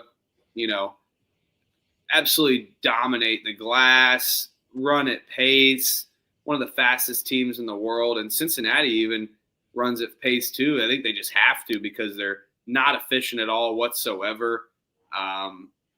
Game in Atlanta. I know it's a neutral site, but it doesn't scare me at all. I think Georgia can win this game, and we see a ton of points. So I like Georgia and the team total over for Georgia as well too. Yeah, I'll fade the team coming off of 200-point games. I think they're facing They do it all the time. I think they're facing the toughest defense that they've played so far. So give me Cincinnati to kind of make it tough on them. Dude, you're really underestimating Maryland Eastern Shore's defense, bro. 29 points against Georgia. Georgia, they beat up on these teams. All right, Florida laying this many points. I think this number has gone up as well since we made these. I'm seeing 14.5 still, 15.5 as well. 15.5. Total has definitely gone up. It's 167.5 now. So, yep, Florida. They're off a good win, but listen, this George Washington team's off of a loss here. I feel like this is a This is a George Washington team that you kind of have to bet, especially off of a loss. This isn't a game in the swamp at all. This is a game in Sunrise, Florida. That we just see somebody on the two teams on the court. They'll be waiting to play this game. I think we could see a slower start for Florida, especially after playing against a physical UConn team that went down to the wire. I don't really foresee George Washington being live just because this is kind of a must-win spot for Florida. But this roster hasn't impressed me. I think we saw George Washington had their letdown spot against the Delaware. I think they can absolutely keep up the pace. I just hope this isn't one of those spots where George Washington's covering this number for about 30 to 35 minutes, and then they just let this get away from them. So let's go. Give me G-Dub against Florida. Yeah, I'll be on George Washington as well. They dropped the game against Delaware. Now they respond. They don't come close to winning this game, but I think that George Washington's definitely going to be able to keep up the pace and play this game at pace, put up points, and keep it somewhat close to this Florida team who, like you said, off that tough, gritty game against UConn. I don't know. I think, that's the only really kind of concerning thing for me is the fact that, both these teams play at pace. So it's kind of exactly what Florida is going to want to do. So they're going to feel real comfortable in that style of play. But I think that George Washington, their offense is good enough that they're going to be able to, if they're hitting their threes, they'll be able to stay within this 15. Yeah, don't freaking blow it at the end. All right, intermission. Grab your brews, grab your booze, grab your tubes, grab whatever you need. Intermission over. Hope you grabbed your shit. Georgetown's laying 16.5, I believe, against the St. Peter's Peacocks. Just a fantastic logo. They really killed originality. Look at that little green. I love that green tint in there. This is all the way up to 18.5, by the way. That actually might say 18.5. That does. Over-under is 139.5 or one. This number's jumped up to 141.5. Now it looks like it's juiced down, so they don't know what to do with this total, especially with a high-powered Georgetown team and a low-end St. Peter's team. But I'll lay it with Georgetown here. Probably won't bet this just because I don't know. I've seen this Georgetown team kind of let it go, and especially at the end of these end of the games. Yeah, I don't know. I'll take Georgetown here. I think that they can force turnovers and limit their own turnovers. But St. Peter's will limit a ton of possessions where this number could get dicey. That's why I will not be betting this, but picking Georgetown. Yeah, I'll take St. Peter's. I'll wait to bet this if I do bet this because I think it does continue to climb and go up possibly. Oh yeah. If I can get this in the 20s, I'll probably end up pulling the trigger here on the Peacocks. I do like a Guinness, by the way, every once in a while. I mean, definitely in the winter time for sure. There was a nice little Irish pub I lived by for about 4 years, so I would always be like hankering a random Guinness, and I'm drinking on a rum and Coke tonight. I was drinking some beers earlier at this Christmas party, but now I'm drinking a liquor. Let's go.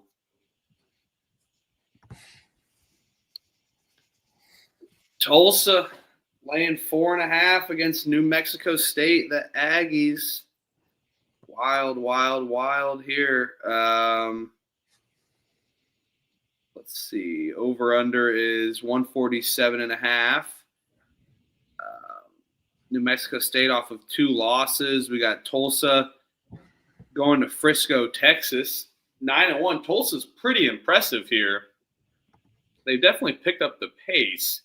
And they've had a high-powered offense where we just haven't seen from these Golden Hurricanes at all. I think this game could land in the 70s for sure, and both teams in the 70s, where I don't know if Tulsa could slam away from this New Mexico State team, especially on a neutral. I will take New Mexico State plus 4.5, but I just don't love it because this Tulsa team has really stepped it up. But I think New Mexico State defensively can pick it up, and they're going to have to after dropping 2 straight. Give me the Aggies here plus the points.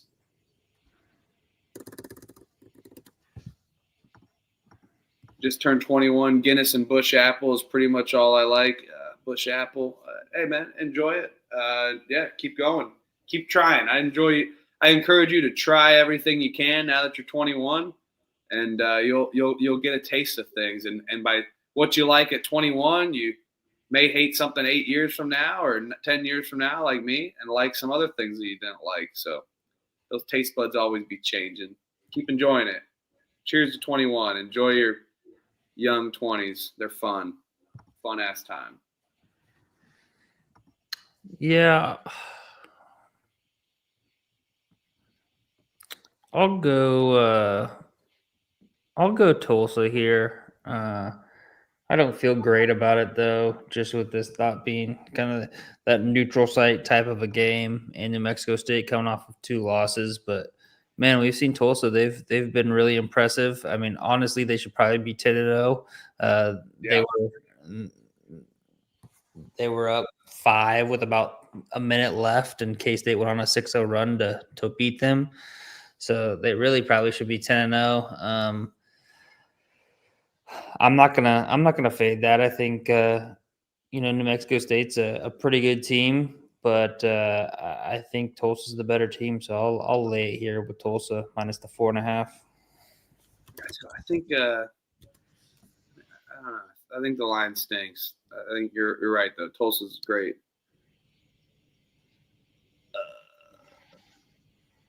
Which HU is laying points is the question. I think it's Hampton, actually. That's the one laying points, though. Hampton is laying 3.5. Over-under is 142.5 for Hampton Howard. Listen, I mean, Hampton is I love this Hampton. We were on that Hampton wave before they got kind of good and recognized. But Hampton, 3 wins in a row. Howard, 2 wins in a row, and one of them being an away game where they just played Tuesday. Semi-home game in Washington, D.C. I'll take the D.C. team in Howard here. I like them kind of catching points versus laying points against some of these low-end teams. And I don't think they should be laying points against Hampton anyway. I think Hampton's a better team. But I feel like Howard's has found their momentum. Hampton turns the ball over a good amount. Howard is one of the best teams in the country at forcing turnovers on defense. I think could be an issue here and the catalyst for them to cover here. I'll take Howard on the short dog against Hampton. Yeah, I agree. I think I'll go back to the well here and bet on Howard again. We're kind of getting at that same type of a line. I think I'm seeing now it's 3.5. Hampton's favored by 3.5, so I'm getting Howard at plus 3.5. I'll take that. I think I got them at straight plus 4 against NCAA in their last time out. I think that they're live to win this game. I think it's going to come down to the very end. It might be a 1, maybe a 2 possession game, but I think probably more so a 1 possession game. So hopefully we're on the right side of that, and I'll more than gladly take the 3.5 with Howard. And one cross that PA. So I know you got like state stores, and then also like beer warehouse. There's like their beer and liquor is sold separately. I'm always fascinated about liquor laws in different states, and I know that Pennsylvania they have like a state store. I think that's where you get the liquor, and then your beer and wine you get. Maybe wine you can get at a grocery store, but beer and wine you get at a like warehouse, and it's sick. I enjoyed it. It was fun, but I was always fascinated about that for sure. So let's go. Yeah, PA liquor laws are wild. Louisiana Tech laying think 11.5 now against the Raging Cajuns of Lafayette. Man, La Tech at home is fun, but a kind of an interstate game. But Lafayette is just really bad, and I feel like they exhausted their strength the last couple games.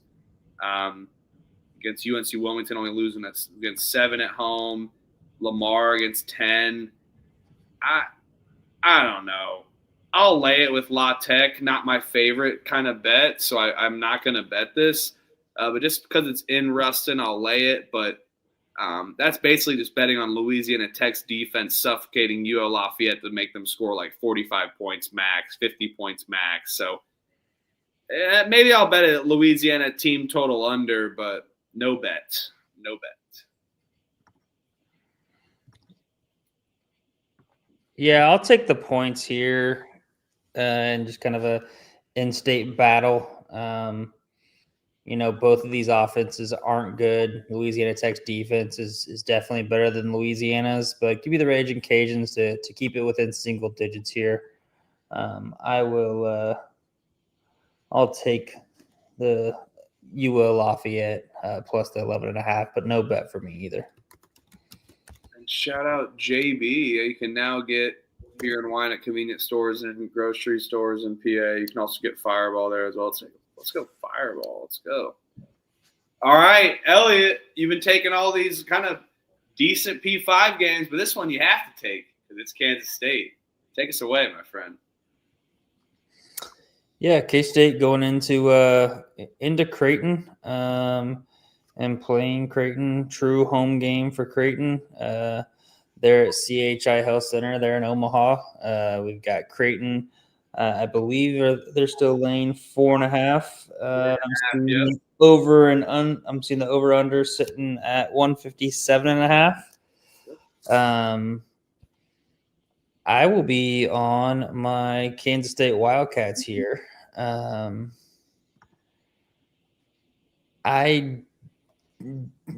mean, both of these teams, I haven't seen anything to be super impressed with. Either of these teams here as of late. Creighton just got absolutely dismantled by Nebraska on the road by 21. We've seen that they've kind of struggled defensively a little bit at times. I just think that both of these teams need this win bad. K-State's at 6-4, Creighton's at 5-4. This is a spot for K-State to possibly be able to get up and get a good quality win, even though I'm not sure how quality it will be at the end of the year because who knows how Creighton's going to be. I think that we see K-State be able to just kind of outscore Creighton here. It's not going to be a defensive battle by any means, but I think that K-State's offense will get the job done, and I think that they can win this outright against Creighton. So give me the 3.5. Yeah, I like the over here. If I had to pick a side, I think Kansas State will be definitely competitive throughout the entire game. Just kind of worried about that low number. But to your point, Elliot, offense is going to win this game, and there's going to be a lack of defense for sure, especially with the tempo that Kansas State runs, kind of a clashing style to Creighton. But Creighton, we know, can run at pace under McDermott's system, and I think that we see an over here for this one in K-State Creighton, and we see the teams both teams go in the 80s, a little bounce back offensively versus Creighton. Versus a pretty bad defensive K-State team, no offense, and then K-State can get their points going as well, even on the road against a Creighton team that is pretty bad defensively as well. So I like the over there. Yeah, and you've got K-State who's already been kind of punked on the road against IU, so the home court environment of Creighton is going to be nothing compared to that of IU. And so I think that they've, prepared themselves. They'll be ready for this game. This road game is not going to be, too tall of a task for them.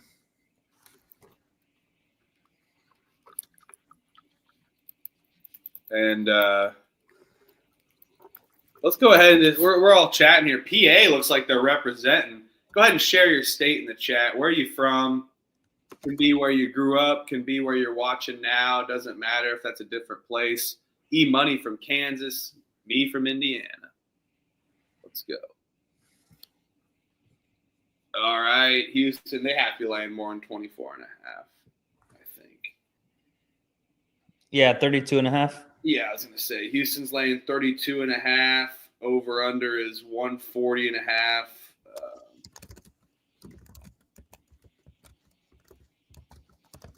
I mean, New Orleans team total is 53. That is freaking hilarious.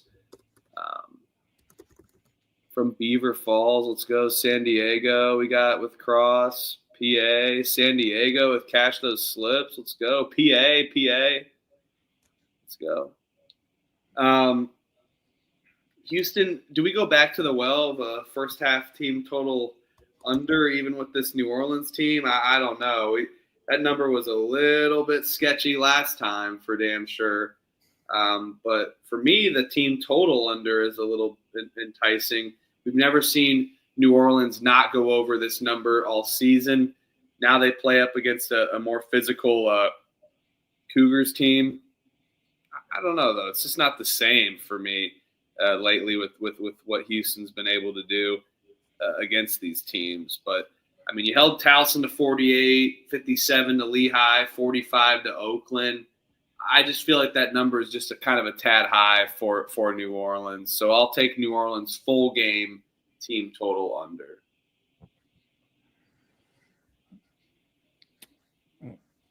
I kind of want to take just New Orleans plus the 32.5.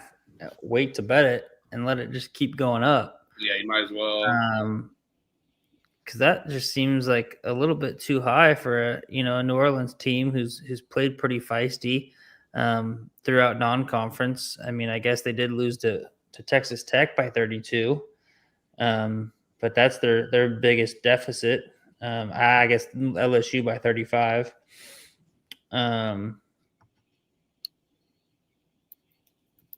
I don't know. Well, what's the first half team total under for New Orleans? First half is 23.5. So same line as Jackson State. The full game is 56.5. Yeah, 58. It might even go. Houston plays Arkansas next Saturday. Not really a look ahead. Weird ass game all the way in Newark, New Jersey at the Prudential Center. God, what the fuck kind of money laundering is going on with that shit? So that's fucking weird. Houston, but they can't even play at like freaking somewhere like Little Rock or something. I know, right? I mean, shit. Arkansas is playing damn Texas Tech in Dallas. Why the hell can't they play it in Dallas? Right. Yeah, let's go New Orleans plus the points. But I'm gonna I'll wait to bet this. We'll see if I actually do, but yeah, Houston wins by like 28, but they don't score high enough to not let New Orleans hit their number. Yeah, I know. I mean, I feel like Houston scores 75, and then what? New Orleans scores 50. Shit, they score 45. Yep. Hey, catch those slips. Let's go, baby. Let's go. Get this shit rocking. Let's go. Cash those slips. Ho. This line's bigger than 3.5. Has to be. 4.5, 5.5. Yep. UNC Wilmington's laying 4.5 on the road against Valpo. 9-1 going into Valpo. Over under dropped a couple points. It's 136.5 now. Okay, so this number was correct at the time. I mean, yeah, people should be obligated to kind of go and bet UNC Wilmington, but I don't know, man. This Valpo team at home, it's been solid. They've picked it up under Roger Powell, and we've seen UNC Wilmington at times kind of blunder. They've now won 8 straight. Now they go on the road. They just kind of laid an egg, only won by 7 against a UL Lafayette team. I think we could see some trouble, especially even with a week off of travel. They play like a week off every game up until CAA play. I love Takayo Sito. I like this team. I picked UNC Wilmington to be second in the CAA behind Towson. So I'm very high on them. I think they're definitely destined for a high 20 wins or a mid 20 win season after playing good in the CAA, and they have a fairly easy schedule to start it off as well too. But I think Valpo is going to be competitive. Both defenses match up super well together, and I think that's going to be where it's going to be won on this one. Forget the offense; it's going to be defense here. And if Valpo can limit UNC Wilmington at the 3, that's where they're going to be able to cover this number. And I think that they do in a weird travel spot for a much better UNC Wilmington team, but a good spot here for the Crusaders. I'll take Valpo plus the points. Yeah, we can we can battle here. I'll be on UNC Wilmington. I think they kind of got their scare out of the way on the road against Louisiana. Now, like you said, a week later, going back on the road to Valpo there in Indiana. I think where this game's kind of what do you say? Chicago, basically. So I think where this game is going to be won is UNC Wilmington draws a lot of fouls and shoots a lot of free throws, shoot at a pretty good high rate, 73% from the free throw line. And you look at a Valpo team who kind of struggles sending teams to the line, fouls a lot. So UNC Wilmington's going to be able to kind of live with the free throw line, make their free throws, and kind of pull away here. And I think they get this done and win by 4.5. Yeah, it'll be a fun one. I'll take Valpo 5.5, and let's have them lose by 5. Sound good? Sounds good to me. All right. Works for me. In a perfect world, but this world's not perfect, unfortunately. Rice, Arkansas State. This is freaking a sick game, let me tell you. I love this game. Rice is catching 3.5 against Arkansas State. The over-under is correct at 152.5. Arkansas State off 4 wins in a row. Rice as well, though, off of 2 wins in a row. But I'll lay it here with Arkansas State. I think they're better than Rice. I know that this is a weird spot for them too, but Arkansas State not far from Houston. It's not the worst travel spot, and we've seen Arkansas State's pace absolutely run at one of the top paces in the country. And Rice has kind of struggled against teams that can run the score up and like to run. And we haven't really seen Rice get blown out this season. So I don't think it's a walk-down game by Arkansas State by any means. But on the short spread, on the road, I think this Rice team is just a little bit worse than Arkansas State.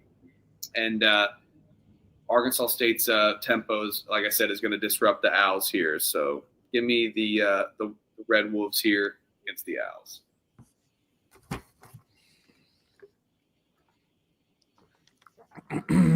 Yeah, I kind of wanted to take Rice here, short little home dog.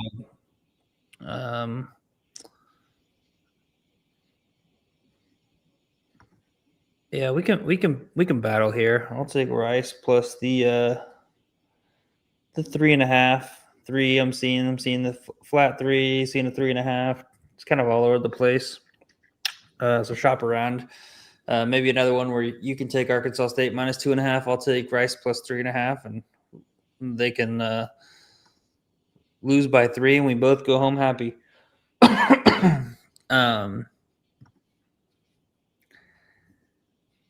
I just think Rice will be able to get it done here at home.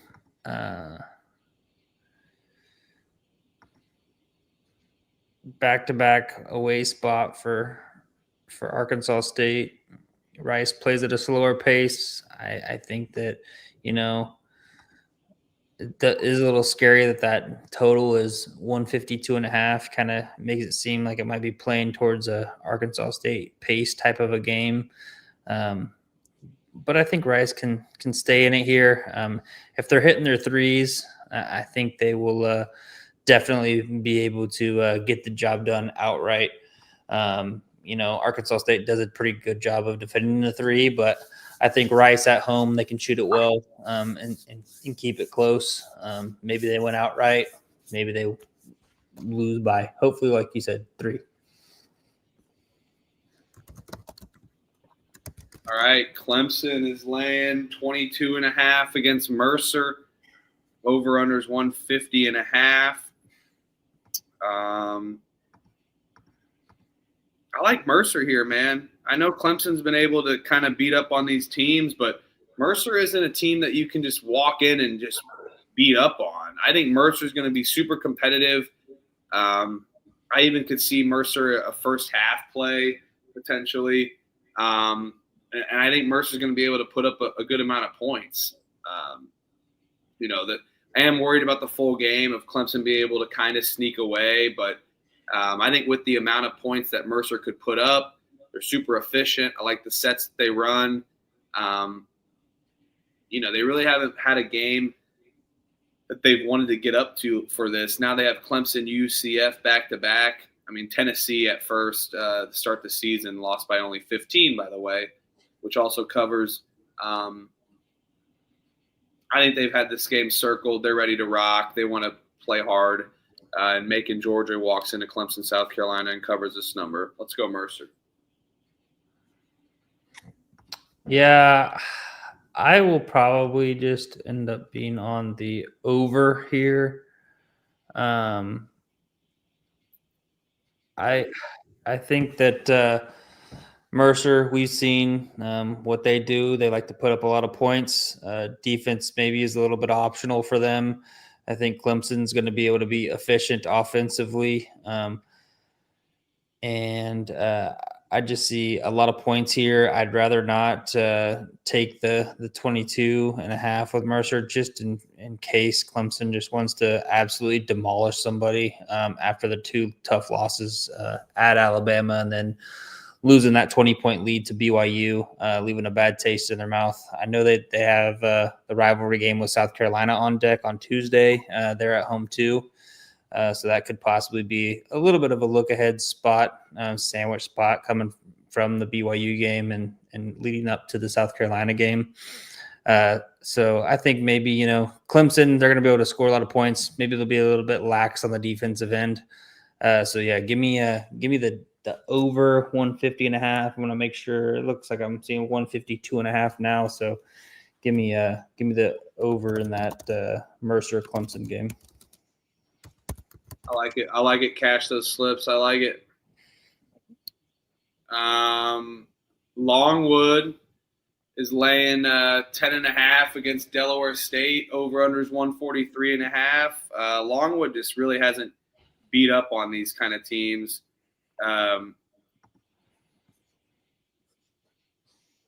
But they're kind of due for one. I know they only beat Morgan State by 4 on the road. This Longwood team, hand up, I was wrong on them. On the predictions. We'll see how they do in Big South play, but I don't know. They're going to have to struggle. Delaware State is awful though, so I'll lay it here with Longwood. No bet.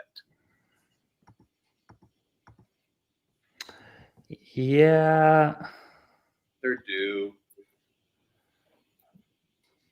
This Delaware State team also off of that rivalry win last Saturday against Delaware. So they're definitely feeling good about themselves there. They've definitely struggled on the road, losing by 13 to New Haven, losing to Niagara by 11. Give me Longwood. I'll lay the I'm seeing some 10.5, some 11.5.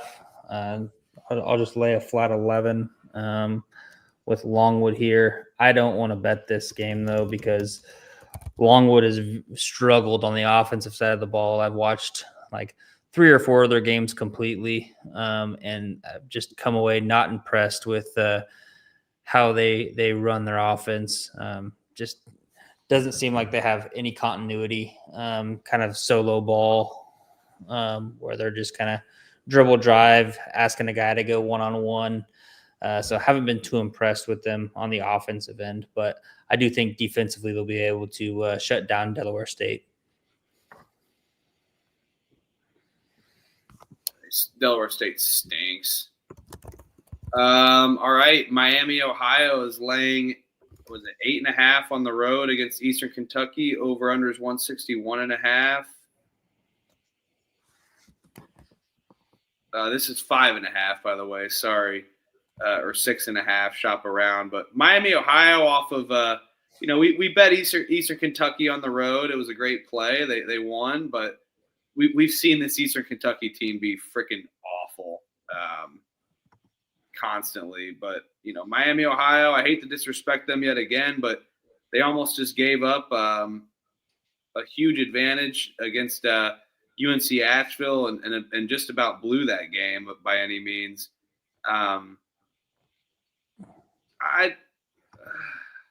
I'll take Eastern Kentucky plus the points, let it climb. I think people will be inclined to bet a Miami, Ohio team, but I don't know. Now they just played the overtime game. They definitely can score, this Miami, Ohio team. But especially against the Eastern Kentucky defense that is just bad. But Miami, Ohio's defense isn't that great. We've seen them give up those clutch opportunity points.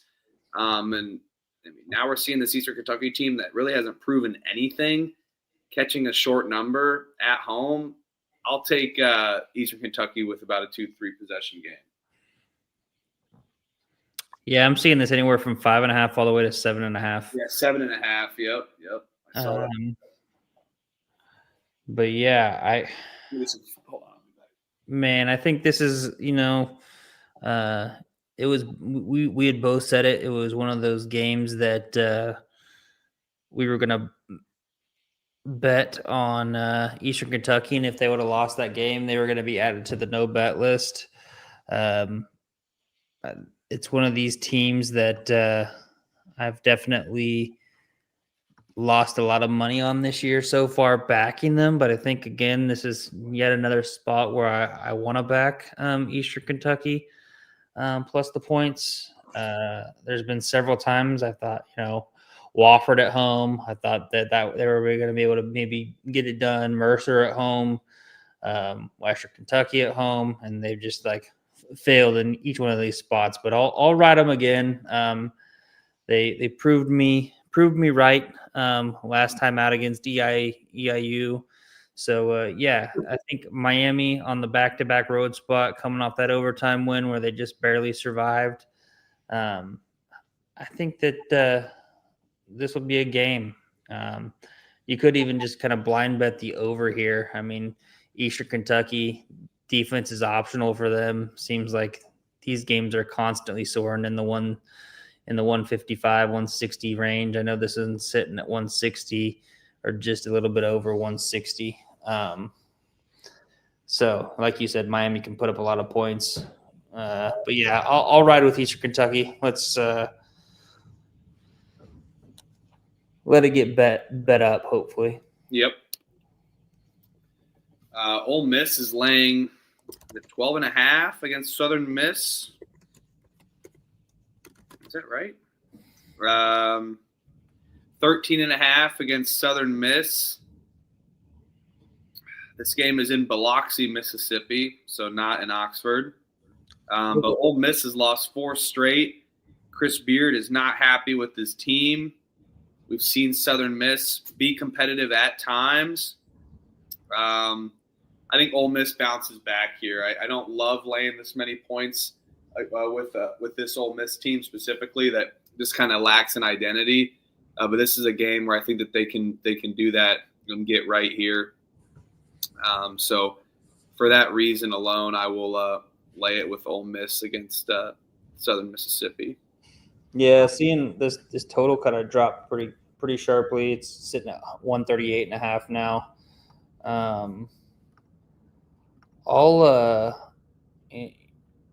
I'll be on Ole Miss here too as well. I think good little bounce back spot for them. I know this is a neutral site game. They're in Biloxi, like you said, but I think, Ole Miss losing 4 in a row, lost a tough one last time out against St. John's, was really competitive. Southern Miss, we've seen that they're not very good. Lost by 24 to Miami, then got their get back against Grambling State after dropping that game earlier on in the season. I'll lay it here with Ole Miss. Number seems pretty spot on, just with kind of the slow pace of play that Ole Miss likes to play. But yeah, I'll lay the 13.5. Look at this community going on in the chat right now. I love it. Small world out here. Everyone's linking up. Looks like people know each other. Know friends of friends. Love it. Love it. Love it. That's warms my heart. Elliot, you're taking all these big games to start off. Might as well keep the rolling going. Lowell, they like to say Lowell. Laying 15.5 against Memphis. Has this number been bet up yet? Over unders 157.5. What you got here? I love that Louisville logo, by the way. Classic. Yeah, I'm still seeing it's kind of it's a little juice to the 15.5. Looking like I see a 16 out there as well. Over under sitting at 161 now, so the over under definitely the over's been bet up. But yeah, it's kind of a classic spot. Penny as a dog. I think that they can score the ball pretty well, and I expect them to this be a high-paced game. I see, the over probably coming through. I see it at 161.5. But yeah, Penny has a big dog. Got to take it. Give me the 16. Maybe wait. Let it get bet up a little bit more. And you could talk me into the over as well. I mean, I think that Louisville probably scores 90 in the 90s, and I think Memphis probably scores in the 80s. So, give me Memphis, especially with Louisville coming off that IU win on a neutral. Now you get Penny as a big dog. I know they just beat Baylor at home, but still, I think they can keep it close. Lose by 12. Yeah, you said it best here. Penny as a dog. Both teams have had a week off now. Played last December 6th. Louisville dominated. Memphis had a good win at home. I think we see Memphis play somewhat competitively, and yeah, let's ride the system. Pat Kelsey made me eat my words last Friday, calling him a little bitch and a short pussy, and I stand by that. Fucking pussy. Syracuse is laying 8.5 against Hofstra. Hofstra, the Pride. Over under is 139.5. We have made it to the 4:00 Eastern slate. This number's all the way up to 10.5, 11.5 as well too. I've been betting against Hofstra sometimes, so feels like a principle to just keep going against that. But I don't know, man. This Syracuse team is fun to watch. They play a good 2-3 zone. They definitely have picked it up. I feel like it's a lot of points. I think this number is going to be spot on. I'll take Syracuse minus 10.5. No bet. I don't trust their style of play to be able to lay a big number, even a double-digit number. But I think their defense could talk, which could disrupt Hofstra to score, in the 50s or below, where Syracuse does cover this number. But or 60s and below, But I'm not rushing to lay it with Syracuse here against this Hofstra team. Yeah, I'll take Hofstra here, getting double digits. At that 8.5 number, it was kind of like right on the border.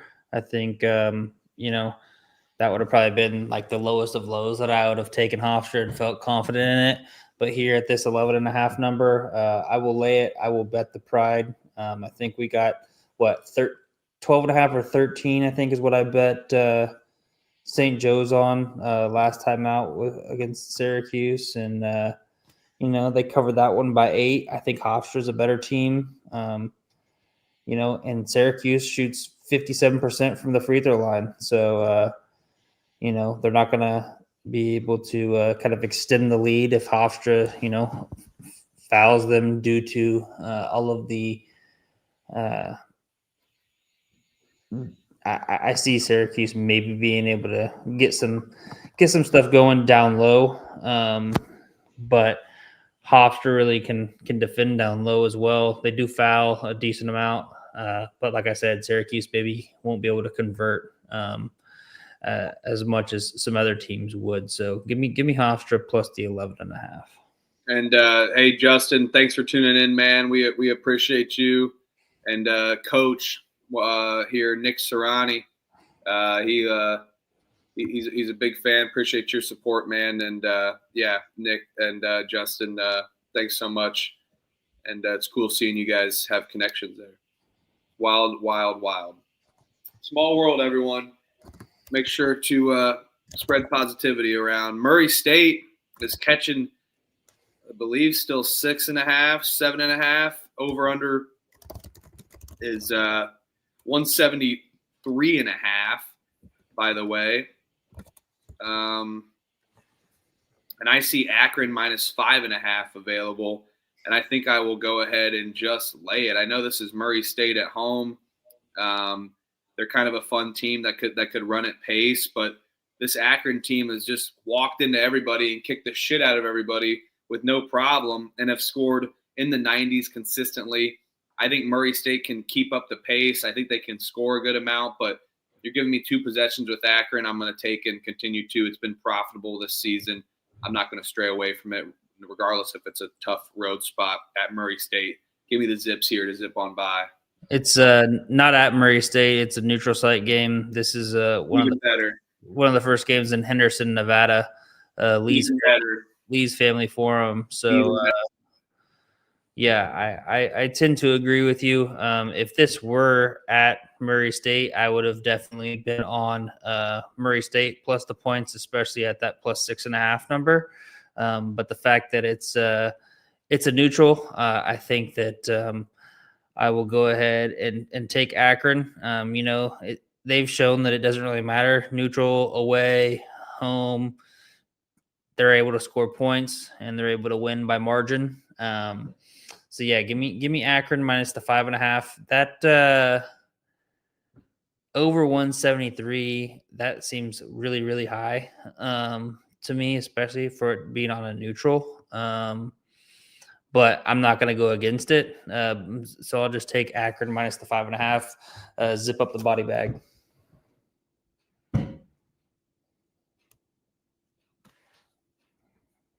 Central Connecticut State is laying 5.5 against Binghamton. Over under is 134.5. This number is all the way up to 6.5, 7.5. Central Connecticut State off of 2 losses. They've really looked like they've struggled after their 100-point performance against Sacred Heart and their win against Rutgers. It's always good to fade a team after a lower school mid-major beats up on or even low major, that is, beats up on a P5 school. I'll lay it with Central Connecticut State. I don't love Binghamton, no bet. But Binghamton at home, they could be feisty, but I've seen them lay plenty of eggs too. No bet for me. Yeah, I mean, Central Connecticut State, they've dropped 2 straight road games. Just got kind of blown out by 17 on the road against Northeastern. I think you were on Northeastern in that game, weren't you?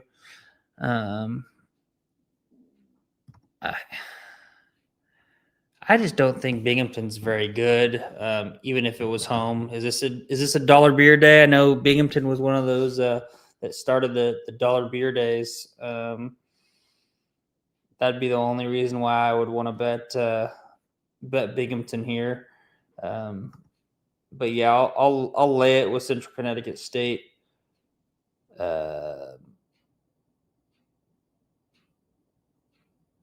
But no bet on this. 7.5, is that what I'm seeing? Yep.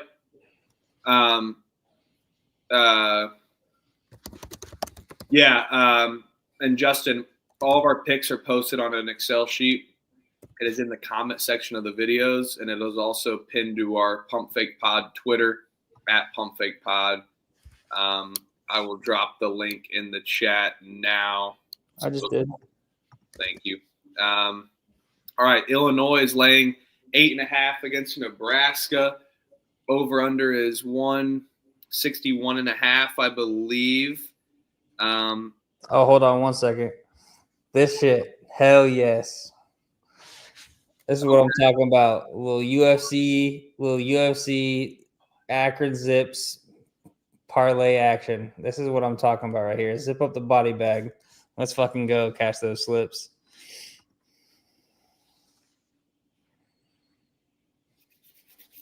I laid it here. Sorry, I had to do that.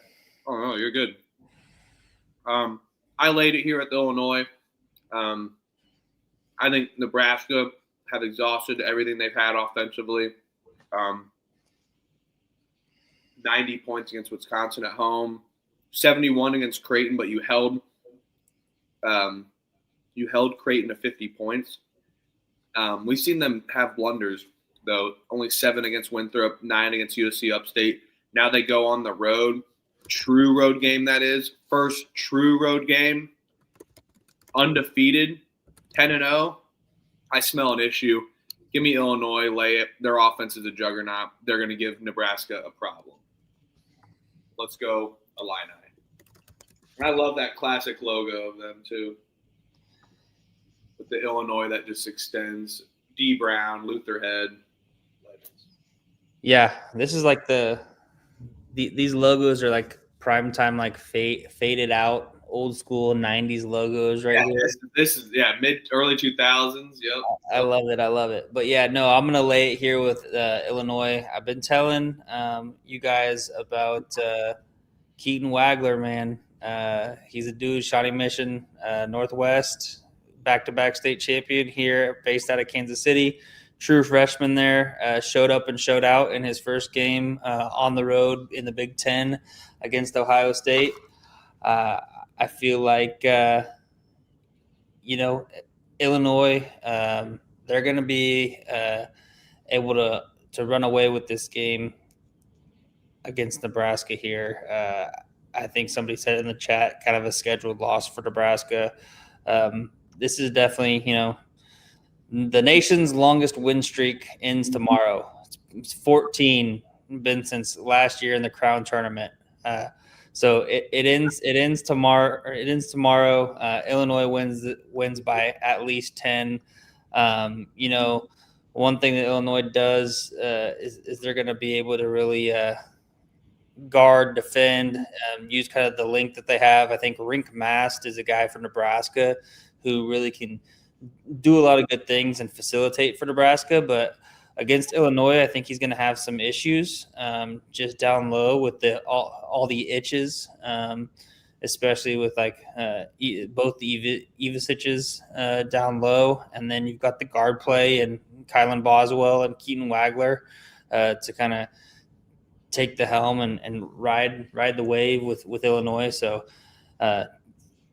true home game, first true road game for Nebraska, smash spot. Let's roll with the Illini. Let's go, dude. Easy money. Fake ass, not real Assembly Hall. Oregon is laying 12.5 against UC Davis. I saw a tweet that said they haven't covered a number, but they did cover that 11.5. I don't know if they're going off closing lines or not, but every time I see those freaking tweets about, this is, it's like, well, Fugazi, it's all smoke and mirrors to me. But laying this many points with Oregon, I don't care if Mississippi Valley State's coming in there at this point with how this team's rocking. And I think everybody's going to be rushing to bet an Oregon team that is due for a win, and especially a good one. But with how much they're up in the air, there's no way I'm rushing to bet Oregon right now. I think people are going to be, but I don't care that they've lost 5 in a row. I don't sense a bounce back. UC Davis, they're pretty good competitively, especially on defense. I think the only thing I would be worried about is Oregon down low versus UC Davis and in a road spot. But I don't know, man. I think UC Davis potentially could force some turnovers. I like their guard play, and I think they could go into Eugene and kind of cover this. So I'll take UC Davis here, but I am waiting to bet this if I bet this at all. Check that page. So Oregon 0-9 ATS this year. Yeah. Do they get this? Do they finally stop the streak, or do they go 0-10? Hey, what the fuck does that mean, though? They covered 11.5, though. What? I don't get what the fuck ATS means because they covered 11.5. Does that mean it's a closing line at the tip they didn't cover, or what? On which one are you talking about? They covered 11.5 against UCLA, I'm pretty sure. It's probably the closing line. Yeah, well, that's bullshit because that's where all the squares go in. It's either whatever the closing line or opening line. I don't know. Yeah, I mean, you're right. I asked that John Ewing guy on Twitter. I'm like, well, they definitely covered against UCLA 11.5. What the fuck? What the fuck? So it is probably the closing number. It's probably the closing number, like you said, and that's why all the squares are on it. But yeah, no, I kind of want to, UC Davis, their last game was out in Hawaii. They returned back to from the island. They haven't played in 9 days, 10 days. I think this is probably an Oregon spot. I will. I'll bet Oregon, or not bet. I'll pick Oregon minus the 12.5, but I don't think I want to bet this. UC Davis is shown that they can be pretty competitive, and they're a pretty good team, especially defensively.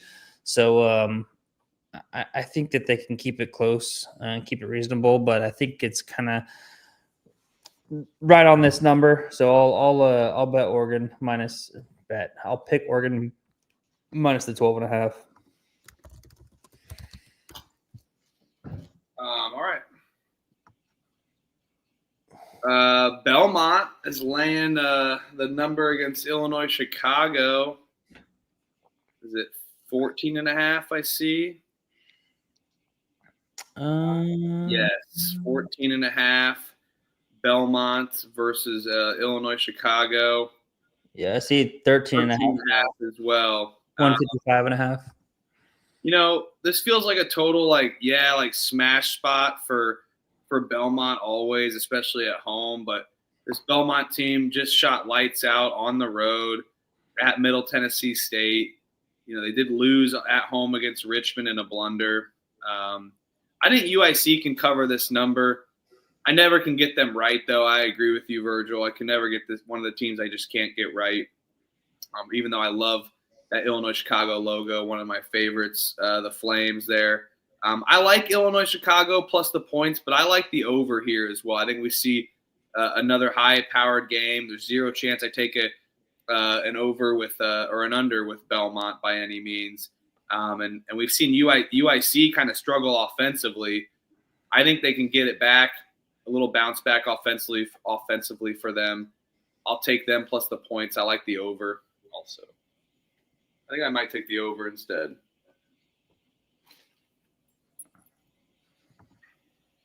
Yeah, it's ballooned up to 155.5, but I still like that as well. If you're looking at the over, I will be on the 154.5 on Caesars. I'll be on UIC plus the points here. Yep. First conference game there in the Missouri Valley. I think that UIC can be competitive here and keep it somewhat close against the Belmont team. I know that one of the things that, like I said, Belmont they do pretty well, shoot the three, and they rely on the three. But that's something that UIC's defense can definitely defend decently, and I think their defense is going to be able to keep them in this game. Belmont wins by 10, 85-75. All right. Marshall laying 2.5 against Wright State. This one's a fun one. This number's up to 4.5, by the way. It did not open at 2.5. It was 4.5. Marshall, though, at home. I know Wright State, this line kind of reeks a little bit, but I don't know. I don't love Wright State on the road a little bit. I know that I think that they can be competitive in the first half like they were against Youngstown State. I think Wright State certainly can compete, but where Marshall kind of wins is their physicality. I think that outmatches Wright State, especially. Both teams defend the three well, and Wright State does a good job of kind of diversifying their offense, while Marshall kind of lives and dies by the three, which I think could be an issue, especially how well Wright State defends their three. So, I don't love this as much as it's a normal just blind spot bet for Marshall, especially at home. But there's no way I'm not taking Marshall. We've seen Wright State's defense kind of get exposed on down low. I'll lay it with Marshall. It's a home game for them, but not my favorite at all. Bet of the day. And not my favorite Marshall spot like we've normally done forever now at home.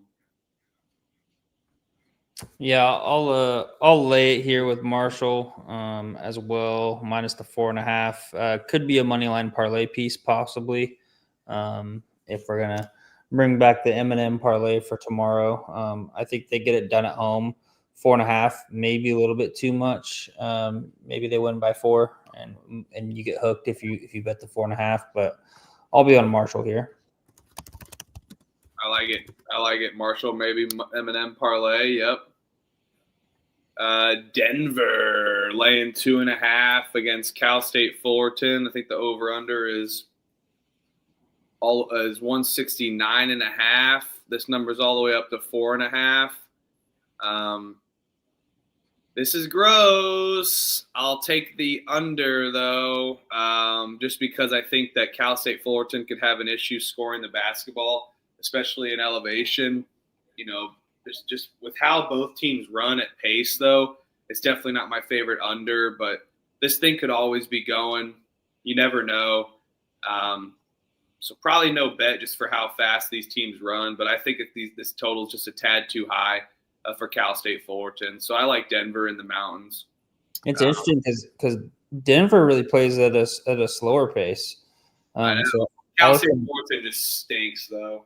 I was kind of surprised that this number was as high as it was, especially with Fullerton,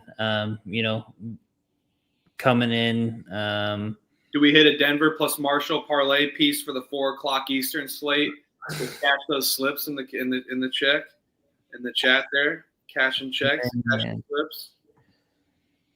We 2 4.5-point spreads as well. Yeah, that's not a bad play at all. I mean, this is could be a fun little 4:00 stab. I'm in. Let's do it. I'm in. Let's do it. Let's do it. Do a little 2-team money line parlays. You may actually get an M&M parlay, and hell, you might as well get a peanut M&M parlay too. And let's give you some pretzel M&M parlays as well. And we'll DM parlay. Yep.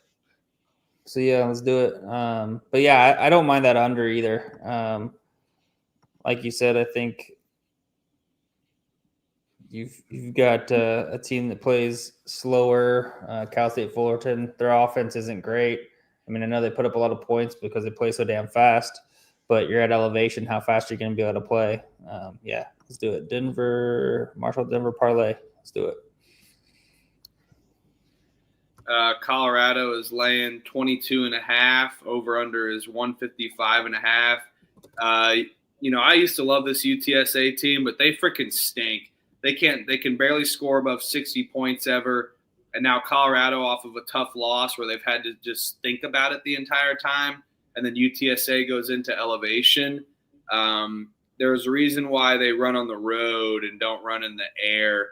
They don't do well in elevation. So I'll lay it with Colorado here. I think that they come out and drill them. I even like a UTSA team total under, where I think Colorado's defense in their home arena off of a loss, they'll be a lot better in tip-top shape for this Tad Boyle team. And even with a bad Colorado defense, I think just with how bad UTSA's offense has been, their defense will step up for sure. So give me the Buffaloes here. Yeah, I think we see a kind of a get right spot here for Colorado off that Colorado State loss. So I'm not going to fade anything. I'm seeing it at 22.5 right now, up to 23.5 as well. But yeah, I think Colorado rules here against UTSA.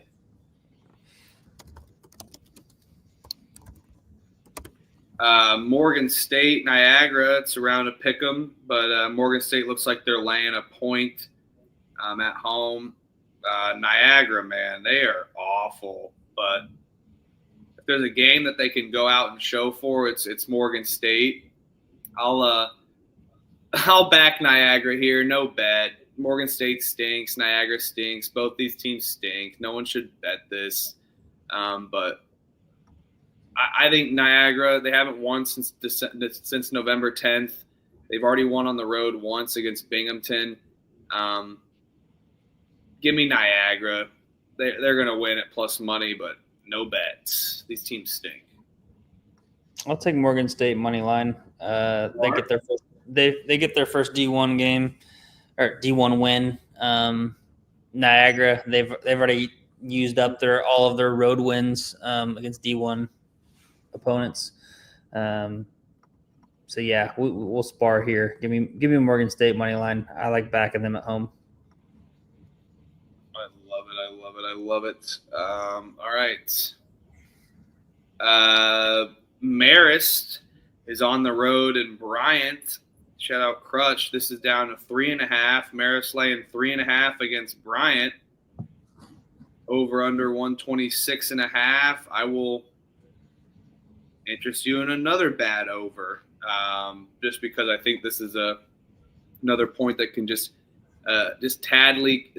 kind of creep over a tad.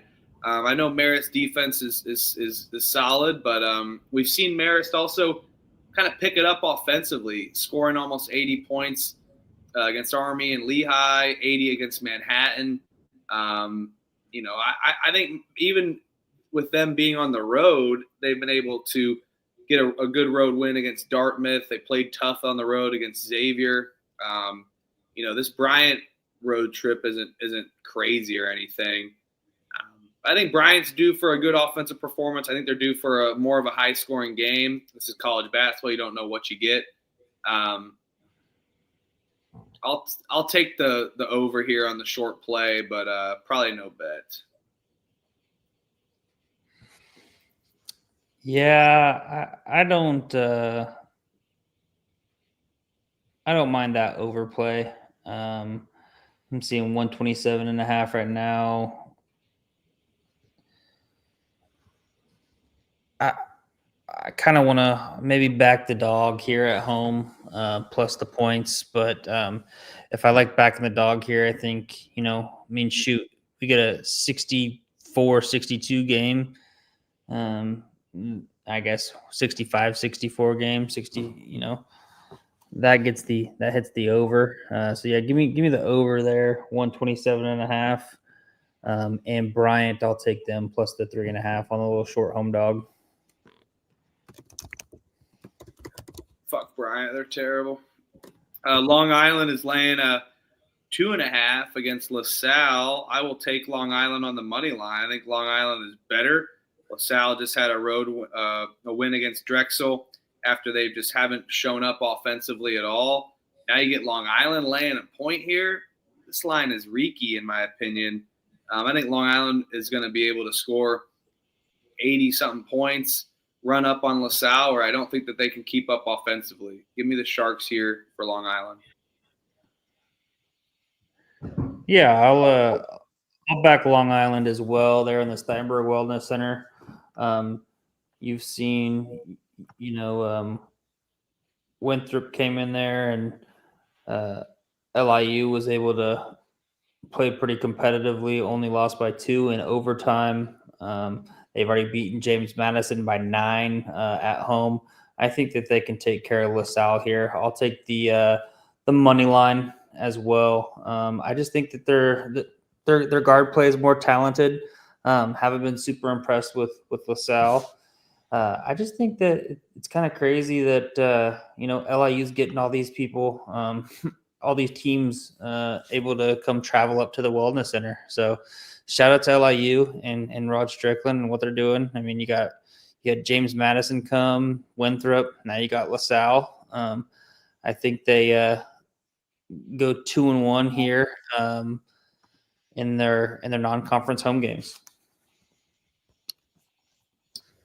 Oh my God! Yeah, Houston Christian is laying points against Sela. Southeastern Louisiana still catching 2.5. Houston Christian, they've been on a ton of road spots. Now that they're back at home, I'll back Houston Christian on the money line since they're back at home. No bet. I'm here to tell you right now, we don't care. Yeah, I'll back Houston Christian here. I'm kind of tempted to bet this one. Only thing that I know Houston Christian's off of that road win to open Southland play. But they haven't been home since November 20th. So going on basically 3 weeks on the road or at a neutral site. Only played one D1 home game so far. Now you open your Southland Conference opener against a pretty competitive Sela team. I know Sela, they like to kind of grind it out, play a slow pace. Their offense isn't what it was last year. They don't have the big 6'10" or 7-footer anymore. I forget his name. I always love betting on Sela just to be able to watch that dude play a lot. But I think Craig Doty and company, they can get it done here at home to open Southland play. So yeah, give me Sela, or not Sela. Give me Houston Christian. All right, maybe I will bet it. Villanova is laying 9.5 against Pittsburgh. Over under is 138.5. Villanova's off a shellacking, but I don't know. This Pittsburgh team is just so bad. I feel like they've given up. I feel like they're done and have just given up. But I'll fall into the gross ass game here. I think Pittsburgh can cover this number in Villanova. Pittsburgh, both teams play at a sluggish pace, so I think the amount of possessions alone could keep this semi-close. Just worried about Pittsburgh's offense being potent, but they do like to shoot the three, and Villanova has a tough time defending that. One of the worst teams in the country at defending the three, and have given up a ton of points efficiently. So I'll take Pittsburgh plus the points against Villanova. Gross, but sometimes you gotta be gross.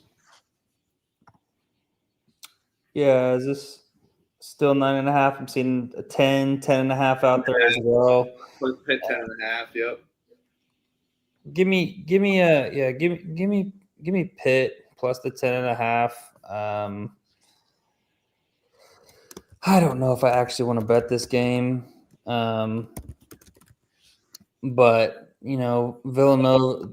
I mean, I could see it as a bounce back spot for Villanova, just fresh off the 28-point ass kicking at Michigan. However, you've got Wisconsin coming up. You got Pittsburgh here at home. They should get up for this game. But like you said, Pitt relies on the three. Villanova kind of sucks at defending it. So I don't see why Pitt shouldn't stay in this game. So yeah, give me Pitt plus the points. But now they're going to get blown out by 20. Now that I said that. All right, Auburn is laying 21 points, 21.5 against Chattanooga.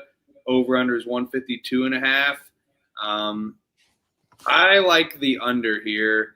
I think this number for sure is spot on. I think they definitely can cover this number against the Chattanooga's defense that is just horrible. But offensively, Chattanooga has just been putrid. And now you get Auburn team off of a loss. This isn't in the jungle either. It's a neutral site game, but Auburn does a good job at playing in this arena. They have in the past. I would know they kicked the shit out of IU in this arena last season. But But I don't think Chattanooga can keep up with them athleticism-wise or offensively. So give me the under 152.5 for this one. I think Auburn scores a good amount, but Chattanooga doesn't.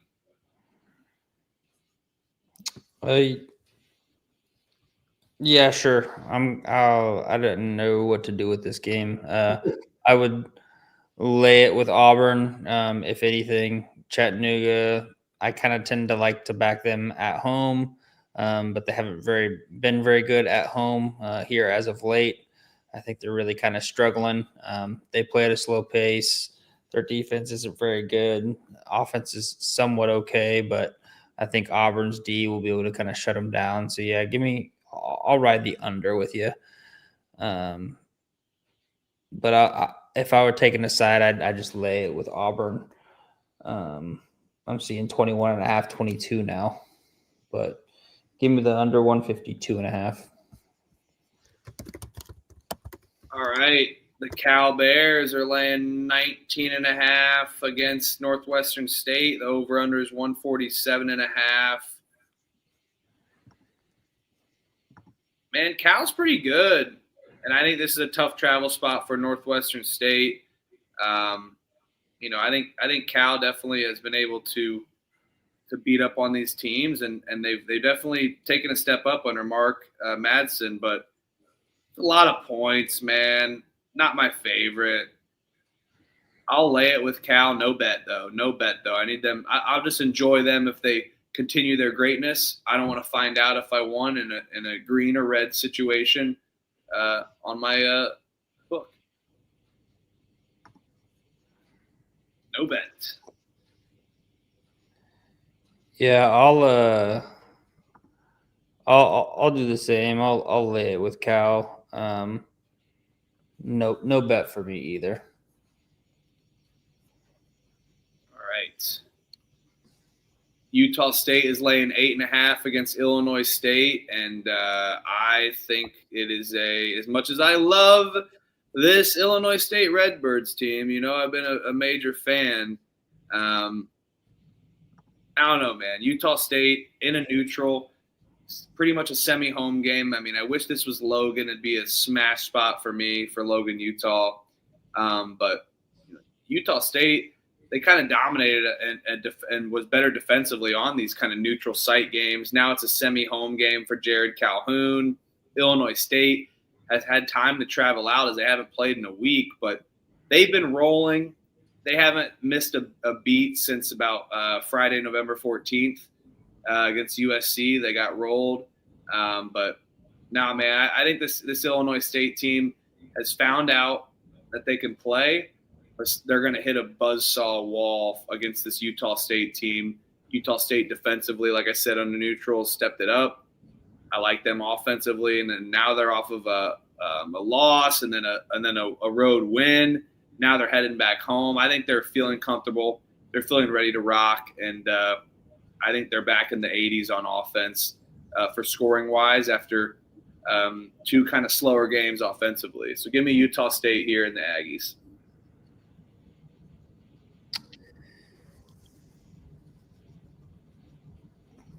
Yeah, I'll take the Aggies as well. I'll back the Utah team staying in the Utah State. I think that it's a tough little spot for Illinois State. Like you said, they haven't done much of anything wrong here over the last 8 games on their 8-game win streak. I think Utah State, better team both defensively and offensively. I think they can get it done here. So I will lay the 8.5 with Utah State.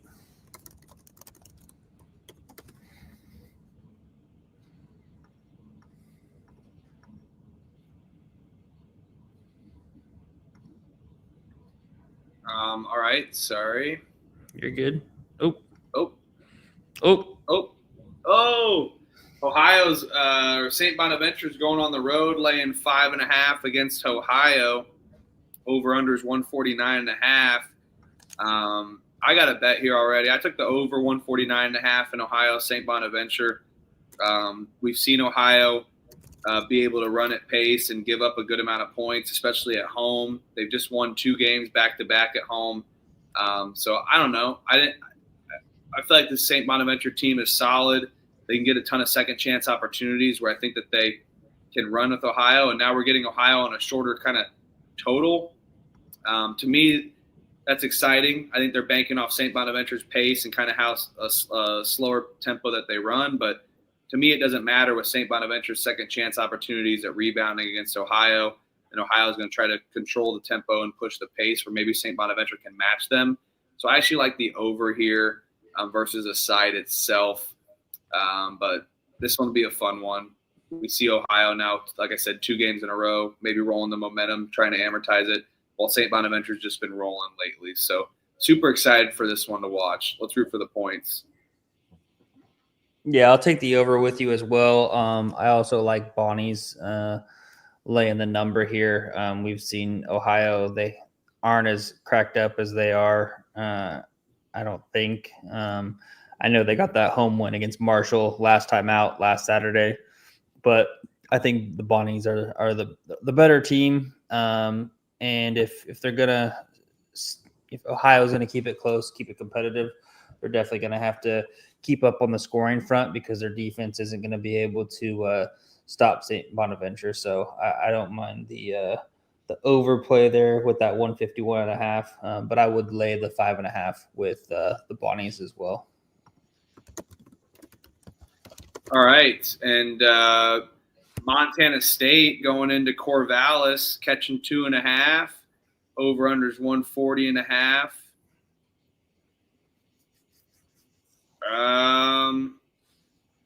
I will take Montana State plus 2.5.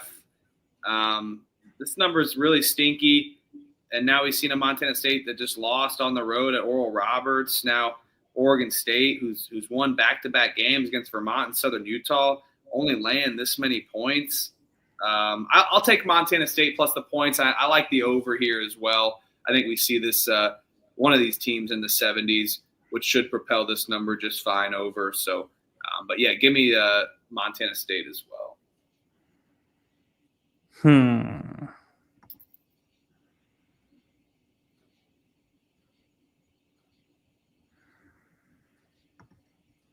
I'll take Oregon State at home. I don't love it though. So it'll be a no bet for me. Is this line still? Yeah, it's still 2.5. Yeah, I'll take Oregon State. I'll take the Beavs at home. I think they lost that home game to Cal Baptist, which kind of lit a fire in them. They've kind of came out last 2 home games, took care of business. They take care of business again here at home. But no bet because Montana State, good program, good team. I think they could get up. Would be surprised if they won, but I'll be on Oregon State. And we're rolling through this slate, so if we can get done before 3:30 Eastern, what a miracle! The 4:30 one last Saturday. Ooh, I was feeling it. North Carolina State is laying 2.5, 3.5. Over/unders 150.5. Pretty stagnant there. Elliot, take us away. You going with your rivals here, catching points on the road in Raleigh, or you riding this hot NC State team after their blunder in Maui? But they are back. They kicked the shit out of Liberty. Yeah, they did kick the shit out of Liberty. Nashville covered though. That was a hand up, terrible bet. Oh yeah. For betting Liberty. Man, KU they've really tested themselves this year. Here at the non-con. They've already been out to Raleigh, playing against North Carolina, where they dropped that game right off the back. Second game of the season. I just don't necessarily think that NC State might be tough enough to go against a defensive-minded KU team. I think I know I hate betting on KU, but I'll take the points with KU. Peterson back. He played pretty well against Missouri. I know KU's off of the rivalry win where they won by 20.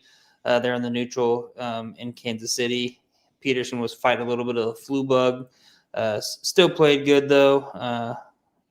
Ended up dropping 17. But I think, him being out with that hamstring injury really kind of is going to help Kansas in the long run just because they had to rely on some other pieces to score the ball. So, I think you've seen like Trey White step up. Flory Badunga stepped up as well. He's playing at a high level right now, especially if they involve him in that pick and roll with him and Peterson. I think it can be really nasty, really effective. I'll take KU plus the points. I'll bet them. If they lose, maybe I'll be happy that they lost, even though I lost some money. But I really hard to not back Self as a dog. Already having a game kind of out in North Carolina, they know similar travel spot. I think they want to get the job done here on the road here. Yeah, I'm with you. I'll take Kansas here. I think everything you said was perfect, and I think this Kansas defense team can match up with NC State's athleticism. So, yeah, I'll take Kansas plus the points. I like the under too, by the way. I've been kind of rocking with the KU unders here as of late. Well, basically damn near the whole year, and it's been pretty profitable so far. I know Peterson's back, so they're probably going to score a little bit more, but I think they've really found something with Flory Badunga. Being able to switch 1 through 5. When they had Dickinson, they weren't able to switch 1 through 5. Now they've got the athletic talent 1 through 5 to be able to switch like Self likes to do. And I think they're going to be really physical with this NC State team. So I like an under 150, 1.5 I'm seeing right now. I don't mind that at all. I think this game is I think KU wins this 70-67. And shout out Coach Nick Sirianni.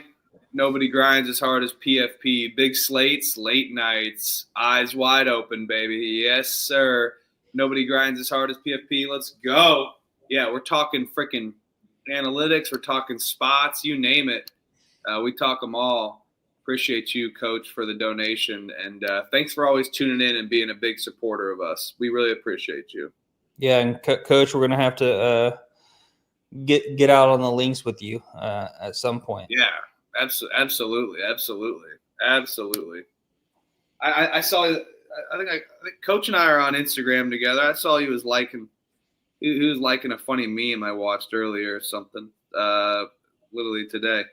Washington is laying 26.5 against Southern Utah. I'll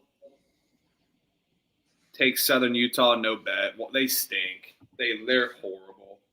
But I don't know. I mean, Washington laying that many points, 26, 27.5, just feels like a lot. But Southern Utah kind of stinks. But they've been up in the Pacific Northwest already. They've had time. No bet. Yeah, I mean, I think they're probably, I don't think they're they probably came. I would assume that they would have came home after that Oregon State wins or that Oregon State game, just because it was a whole week ago. Seems like a lot of points for me. I know Steinbach's back for Washington, but who's Washington to be laying this amount of points? I mean, they haven't really. I mean, the only team that they've done this to all year was Arkansas Pine Bluff, beat them by 44 in the first game. I know Southern Utah is terrible. I mean, go back to that Gonzaga 72-point loss. Yeah, give me the points. Southern Utah plus the 26.5. Is that what you said? Yeah. No bet. Yeah. No bet. Washington team total over if I wanted to think about betting something. All right, intermission.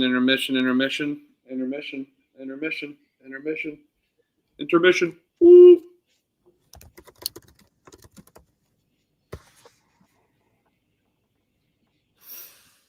someone put a new logo in because I had the old Richmond logo in. He didn't have the Spider-Man shit with it. All right. I like it. Richmond laying 4.5 against Southern Illinois. Over under at the Robbins Center is sitting right around 154.5.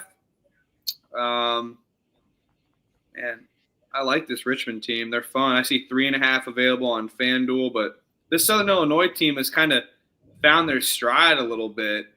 And I think offensively they're going to be able to keep up with Southern Illinois. We've seen them win at High Point. Richmond won at Belmont. So really a battle of two teams that have picked it up. But I don't know. We really haven't seen Richmond lose at home yet this season or drop one at home. They've been super competitive, but I think Southern Illinois is a similar team to a William and Mary that Richmond welcome in. Only won by 4. And this, like I said, this Southern Illinois team has really picked it up.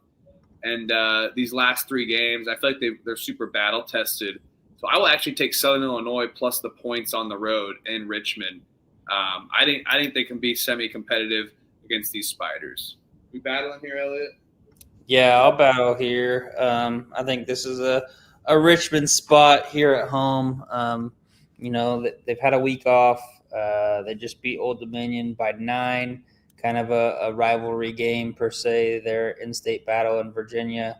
I like what I've seen from this Richmond squad throughout this year. I think their defense is going to really be able to pose a problem for Southern Illinois. I will say I think Southern Illinois could do some damage in the paint against Richmond. That's kind of where their defense struggles, is defending the paint.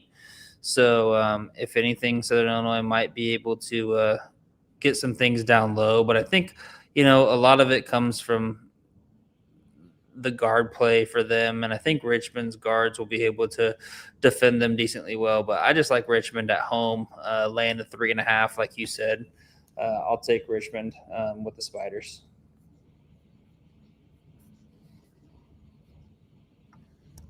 All right. A little battle there of Husky and the Spiderweb. San Diego's laying a point against Northern Arizona. This is up to 3.5 in the Jenny Craig Pavilion. Hey, they're there to lose some fucking weight. Let's go Jenny Craig and San Diego. I'll lay it with San Diego. No bet. No bet. I like San Diego at home, though, and NAU kind of stinks, but yeah, probably no bet. Yeah, I like San Diego at home too. I know that they had that max effort game at home against USC last time out, but I think that they can take a little bit of some positives from that first half at least against USC, and I think they get the job done here. So I think Steve Lavin and company can get this done. I will lay it with San Diego. Lay the 3.5, but yeah, I'm right there with you. I don't on a 93 game card. I don't want this to be one of my bets. Yeah, but what about this one? Loyola is laying a point against Mount St. Mary's. Oh, any interest there? Yeah. The line flipped. Now Mount St. Mary's is laying a 1.5. Over under is still 149.5, 150. So if you want to talk about line flip, we all know Trevor be on Loyola money line with the good old line flipping. I'll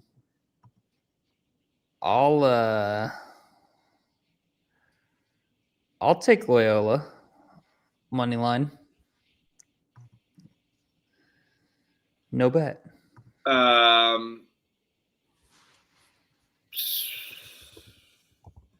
I'll take Loyola too. I like them at home. Mount St. Mary's, they've really lost their roster, had a huge roster turnover. Not the same Mount St. Mary's team that we've bet on in the past couple of years. Northern Iowa's laying 7.5 against Oakland. Over under is 145.5. Do we go back to the Cedar Falls play? It hasn't worked out, but UNI off of 1 and 2 out of 3 losses in their last 3 games. Now you got Oakland, who's won 4 in a row. They've really been battle-tested, though, and play hard on the road. But I think with Oakland's defense and their style of play, that Northern Iowa is going to be able to kind of suffocate them defensively. So I'll take Cedar Falls laying points and back Northern Iowa here against a Greg Campy Oakland team. Yeah, no, I agree. I think everything that Oakland does offensively, Northern Iowa does defensively better.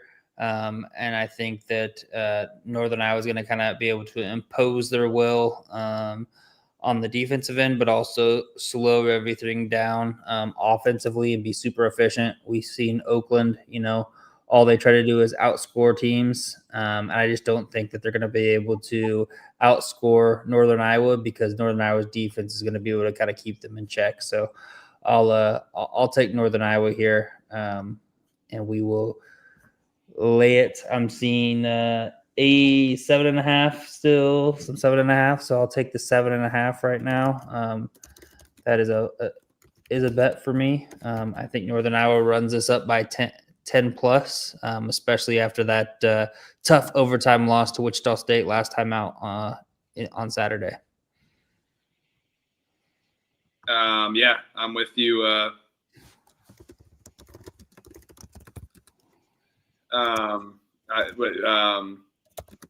completely with you, and appreciate you, Coach. Yeah, we're up. We're handicapping.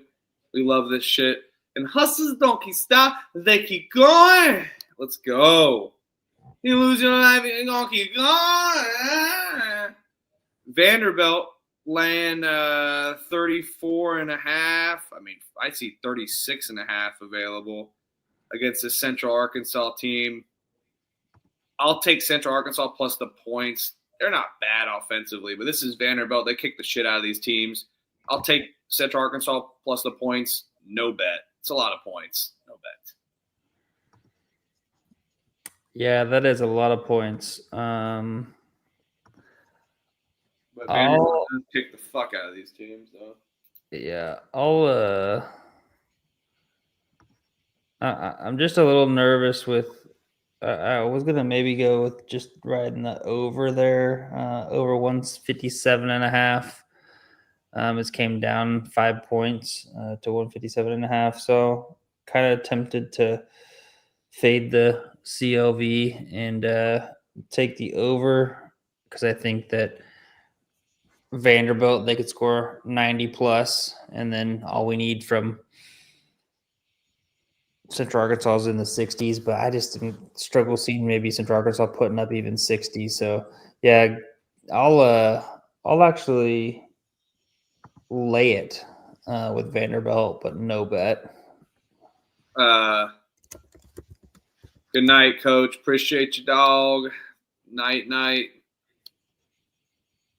South Carolina, the Gamecocks against Citadel. They're laying 24.5.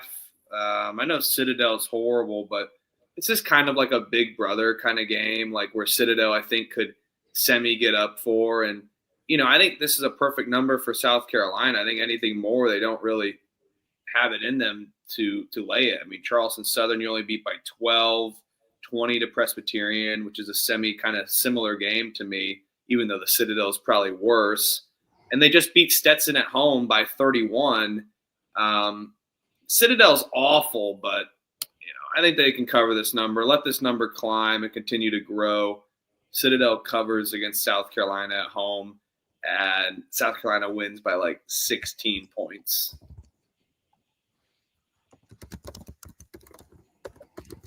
Oh man.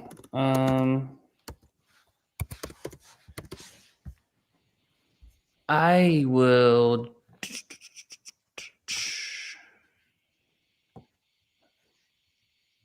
lay it with South Carolina. I think we see kind of another similar game to the Stetson game, 80 to 50, something like that. It's a high 162.5. It's 141. Yeah. Yeah. It's what? It's 141.5. Yeah, I was about to say, I think we're about to put the mortgage on the under 160 something and a half in this game. I know. I was like, dang, that's a lot. But yeah, as Cash Though Slip says, the Citadel. Yeah, give me South Carolina minus the 24.5.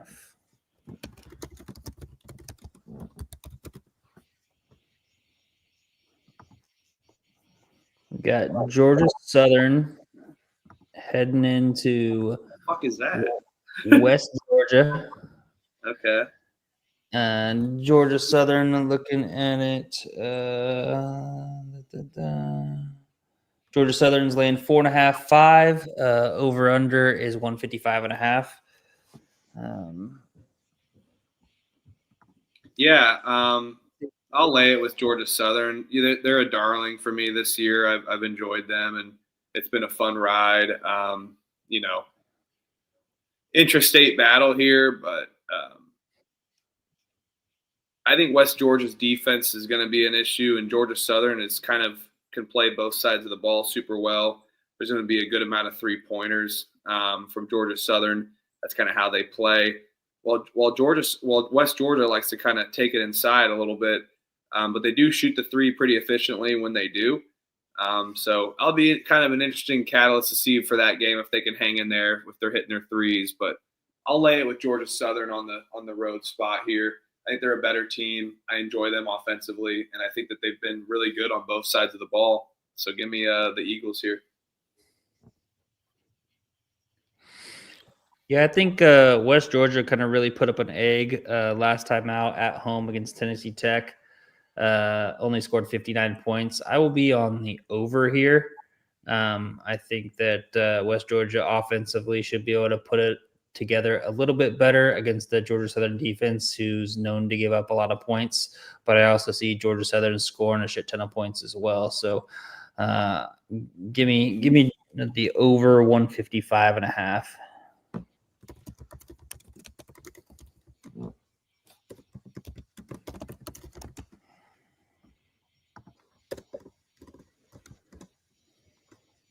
All right. I like that over as well. Stanford going on the road against San Jose State. Stanford's laying 7.5 in San Jose State. Labibi has a good Georgia Southern team total over 79.5. That's not a bad. Yeah. I like that better, I think. I like that the best. I might be swaying my pick to that. I think Georgia Southern definitely scores 80. I like that. But now we get San Jose State plus 7.5 at home, and where I think this is a classic Stanford team that, they always like start off hot. They beat up on some low end teams, but then they kind of lose a random one like they did to Seattle at home. They lost to UNLV on Sunday at home, and now you got San Jose State, who's really picked it up. And defensively is a major problem. You've won 3 of your last 4 now, and you're a super solid team at home. Although that they kind of gave up some points to Long Beach State, I think San Jose State at home is a much better team. I think that they can rebound well with Stanford. So I'll pick and bet San Jose State plus 7.5 for sure. I think this is a great number for them at home, and they'll be in this game constantly against a Stanford team.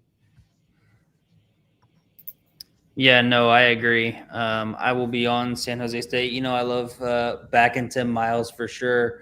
But, Stanford, first true road game.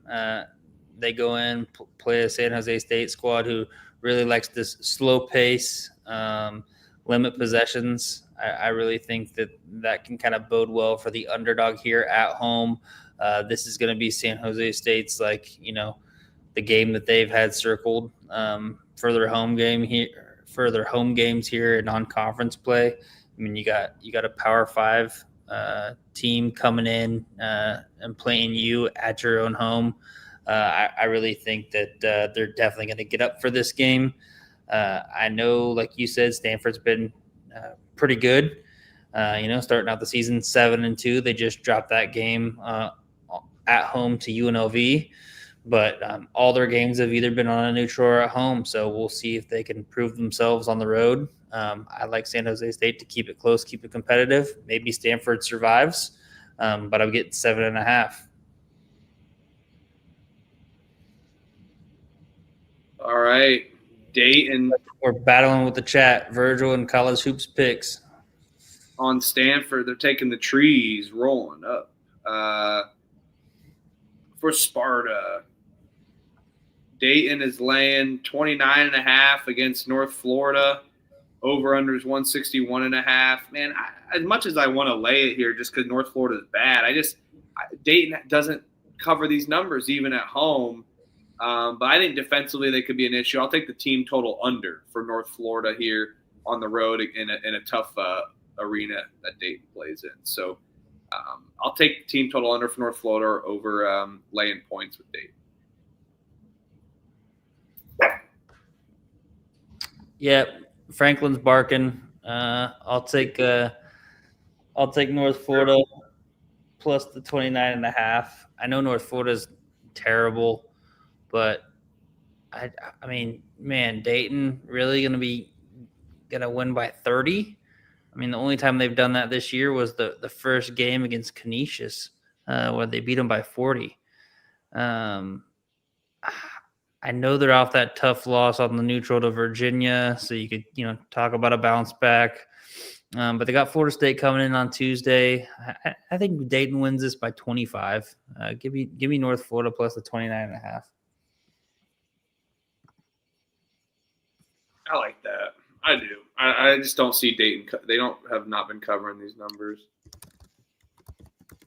Arizona State is catching points at home against Santa Clara. Is this a true home game or? It's a neutral. This is in Henderson, Nevada, as well at the Lee's Family Forum. Yeah, we've seen Arizona State now off of 2 big wins. Santa Clara. Don't love this team, but I think that they're laying points is a little bit telling.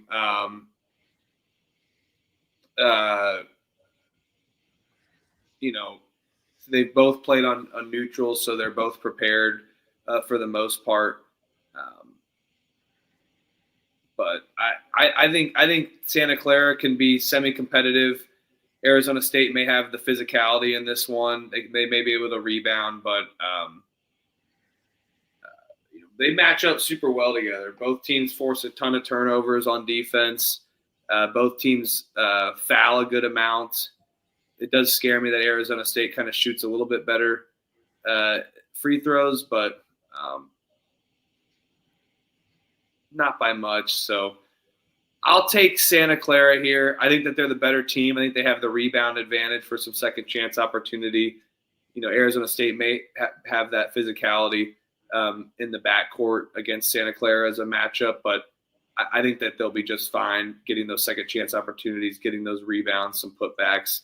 Give me the Broncos here, money line against Arizona State. Yeah, I'll be on Santa Clara as well, laying the 2.5. I really like this over 157.5 as well. You kind of see it with these games that Arizona State plays. All in Maui, albeit it was at Maui, but a lot of these games they're putting up a lot of points. And the games are played in like the 80s and 70s in most of these games when they've got 2 kind of higher level Division I power conference teams. So I like the over 157.5 as well, but I will ride with the Broncos laying the 2.5. I love it. All right, IU versus Kentucky. Kentucky's laying 4.5 at home against IU, and I'm so thankful that it is a true home game. The whole reason this rivalry ended in basketball is because Calipari wanted to keep it in the neutrals because he loves money. He loves money in his pockets. Don't blame him. Who doesn't? But at the same time, Why don't you play some pride? This is a freaking rivalry game. The fact that we haven't seen this at Assembly Hall or Rupp Arena yet is brutal. But now we get to see it this time at Rupp and then next year at Assembly. I'm super excited about it. And, unfortunately, if you're new here, I'm an IU fan. I'm going to bet on the Hoosiers. I think they've been super hot. Both teams are ready to play. But, Kentucky, they'll just have that random we're randomly good again and come out super hot. I think that's a potential there. Just a classic against my teams that I love. But, I haven't been impressed with this Kentucky team. And I think they thrive in the guard play as well, where IU likes to thrive. I think we can see a good amount of points, but, the books are scared of Kentucky just as much. I think if they knew this number would be just a tad bit higher, but I think they're just as scared of this Kentucky team. You don't know which one you're going to get. They really sit down offensively, and Mark Pope, he keeps going into conferences and apologizing. This is going to be a back against the wall kind of play for Big Blue Nation. I think they really are going to want Mark Pope to get this done. And if he doesn't and they come out super flat, could be a very, very big problem. So to me, it's a little more on this season for Kentucky than IU. But, IU's got nothing to lose versus Kentucky that's got everything to lose. But I am not laying it with Kentucky. I refuse to do that as a fan. Give me IU. So that was my unfiltered opinion on the whole entire game. But I'm taking IU on this one as a fan and doubling down on my fandom. Let's go. Fuck Kentucky.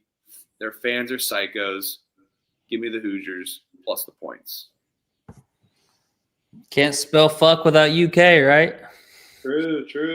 Exactly. Yeah, I'll just be on the over here. I like it. I think kind of a similar spot on that for that IU Louisville game. I was just on the over. Didn't really want to pick a side in kind of this competitive kind of rivalry game. It kind of scares me being on the over just because you could just see a tough physical kind of duke it out style of play with this rivalry reunited. But I'll roll with Justin in the chat. And we'll both be on the over here. So I'll take the over 157.5 here in this Indiana-Kentucky game. Also a little nervous just because Indiana shot 57% from the three last time out. So hopefully Lamar Wilkerson saved a few. Who else can step up, hopefully, other than Lamar? Hopefully Lamar saved a few. I know he was 10 for 15 last time out, so I just want him to save a few. But like Cash those slips said, UK can. I think I was on the over in that UK Gonzaga game and them scoring 4 points in the first 10 minutes and going 0 for 10 from the field. That really shot the over. So definitely can be a scary sight, but I think they will come to play here. I think both teams are going to put up points. Hey, Ken Hat, Pope's seat is hotter than fucking two rats fucking in a wool sock. Oh, my God. Yeah, Pope's seat is hotter than two rats fucking in a wool sock. Oh, Elliot, you should just take this one, brother. Oh, yeah, go ahead. I got to go take a piss. We're on 3 hours and 15 minutes. I got to take a piss. Yeah, Rutgers heading into Seton Hall, Newark, New Jersey at the Prudential Center. You've got Seton Hall laying 11.5. I'll check to make sure that this number is right. I'm seeing 10.5s out there, 11s and 11.5. So maybe he's came down a half point, full point.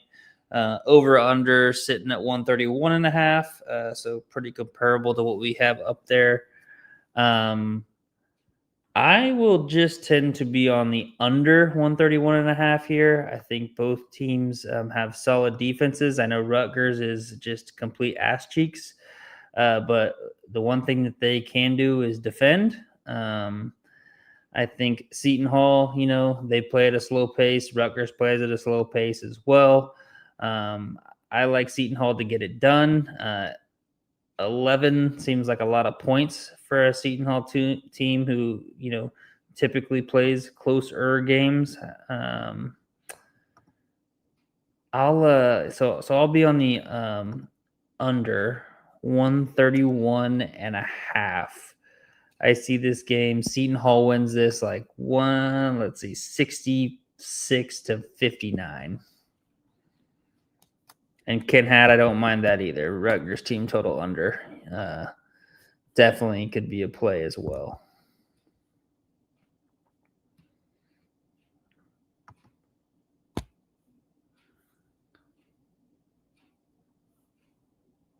Muted.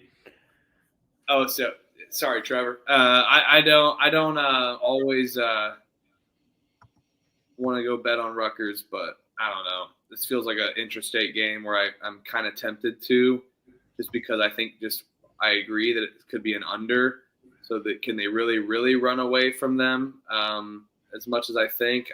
I don't know. I think we see this number around 67-60, 67-58. Seton Hall wins. So,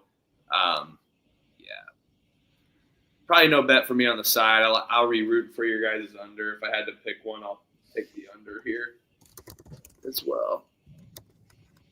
Shaheen, soft. He said. St. Louis is laying 11.5 against San Francisco. Seems like a lot of points, but St. Louis has just been kicking the shit out of teams. That second year with Schertz, they got rid of Tyrone Swope, and they brought in a couple other pieces, and I think this is exactly what they needed. But to me, it just feels like a lot of points for a San Francisco team. But San Francisco, man, they can go on scoring lapses for sure. Seen major issues there on that. Now you got a weird travel spot into St. Louis.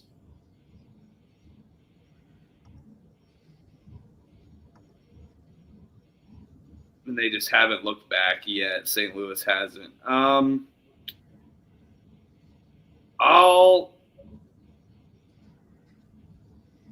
think I like St. Louis first half here. I think they get it done. I'll just take St. Louis. They've been kicking the crap out of teams.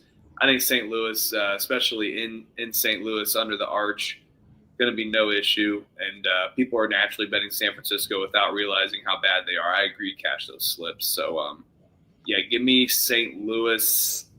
Check the picks page if I do first half full game. I'm leaning towards full game though, just because there's just more chance for us and more opportunity on that. Yeah, I will bet St. Louis here. I'm seeing 10.5, 11.5. But yeah, St. Louis 11.5. Why fade the wagon? That is the Billikens. Give me St. Louis minus the 11.5. All right, Grand Canyon's laying 15.5 against Coastal Carolina. The over/under is 140.5. Both teams haven't played in a week. Man, I know this is a true home game for Coastal or for Grand Canyon, and that place does get jumping. But this Grand Canyon roster isn't that great, and I think Coastal Carolina's defense can actually travel. I can't believe I'm doing this, but I think I'm going to take the points with Coastal Carolina. I think it's too many points for a Grand Canyon team that can go on major scoring lapses. Their total advantage in this game is rebounding against Coastal Carolina. But, I think Coastal Carolina has picked it up offensively, and I've said that they've been able to travel, although they haven't done too well on the road. They've only gotten blown out once, though, and they got a road win as well, too. They looked good on a neutral. I think this team's really improved since last season, and their new brand is looking good. I'll take the Chanticleers plus 16.5. I'll let it climb, too, for Grand Canyon. Coastal's better this year. They're 6-4. Yeah, they're 6-4. Beat Winthrop twice already. Yep. They're fresh off of that road win against Winthrop. I'll just bet the over 140.5. I feel like that's a little low for me. I know that, like you said, Grand Canyon can go kind of through scoring lapses. We saw that in that Stetson game where the final was only 67-45. But I think at home, typically they should be able to score a little bit more. Coastal, they like to, they rely heavily on the 3-ball. Grand Canyon can't really defend it too much. So if Coastal's hitting the 3, I see them both covering the number and also the over 140.5. So I'd feel more confident in the over 140.5. Just in case Grand Canyon goes on one of those like classic 15-0 runs from the crowd and push this up to like a 20-25 point win. But yeah, I'll take the over 140.5. Yep. All I know, if you've ever seen an antelope run around downtown Phoenix, Arizona, you better go to rehab. Yeah, probably. Let's go. Let's go, Chanticleers. Michigan's laying 19.5 against Maryland. Over-under is 154.5, 153.5. I mean, I like the over based on just that Michigan can just score a lot of points, but my God, there's no way I can bet against Michigan the way they've been drilling teams, and their size advantage is very nice. All their pieces have been working well. I mean, this Michigan team's a well-oiled machine. I know that they're due. They know they're due for one, and we laid an egg with betting on Villanova, but I initially wanted to take the over, just knowing that Michigan could score 100 points, and I think Maryland, all they need to do is just score like 60 at that point. But there's also that side of me that's like, we've had a chance to bet on Michigan how many times in a row, and I bet on Michigan against Gonzaga, Auburn, San Diego State, so I've been in there. But this feels like another random spot. Like, should we just keep riding the pine until they don't cover this number, essentially? So those are my two plays. I'm undecided on the over or laying it with Michigan. Their freaking coach got horny and wanted to kill himself and ruined his life. I know it's football, but there's some weird shit going on with Michigan. I think that they need to win these games and everyone be like, all right, we're a basketball school this season. Play it. He's betting Maryland. Wow. I know. I want to bet Maryland so bad. Tragic magic spot, though. Tragic magic spot. I mean, what? The guy just for Michigan, the guy gets caught. It'd be like if Tiger Woods just be like, I want to kill myself instead of Landon Norgan just beating him up with a freaking cock club. Guy gets caught, goes in, breaks into her apartment, threatens his own life, goes to jail. With butter knives. Who's gonna kill themselves with butter knives? Sorry. I believe in mental health. I've had my own battles. Goes to jail. But butter knives, really? Goes to jail, gets charged with 3 counts, gets out of jail, messages an OnlyFans gal. Horny. Woo! Hysterically horny there by that measure to just immediately just fall back into temptation with your only. I wanted to see that message. It was blurred out.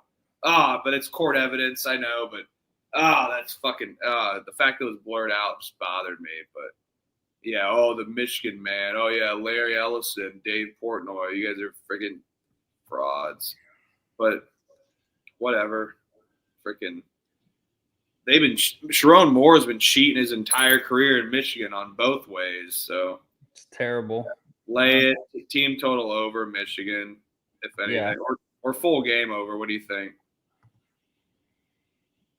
I like full game over and Michigan. Really, instead of I feel like Michigan's just the team that's like that good. It's like instead of like betting against them every time, hoping that they don't hit, we should just bet on them until they don't.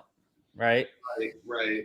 Like My it's thought more, is that this game could be like 100 to 60 something. So yeah, I mean, you might want to bet the team total over, but we also saw them almost. I mean, that team total over for Villanova was set in the first half, and then they only ended up covering it by one because they just called the dogs off in the end. So I know. I don't think we see that on the road though as much. So I like it over team total. I like it. Yeah, and I mean, you look at like Maryland out there in Vegas, Gonzaga, 161 points, Alabama, 177 points. They gave up 100, but they scored, 60, 70 points. So I don't mind that either. But yeah, lay it and team or just full game over. And yeah, the college house probably doesn't only has butter knives. I will say, as much as college, my junior senior year, I was chefing. Chefing. All right, Elliot, why don't you take this one? This is a good little. This is a similar game to what you were doing earlier on in the game, but this game is of course at Rocket Arena in Cleveland. So yeah, of course it is. Of course it is. Yes. West Virginia goes into Cleveland, Ohio, taking on Ohio State. Ohio State's lane 4.5. Make sure that that's number still accurate. I'm seeing 4.5. Over under 143.5. Still the same.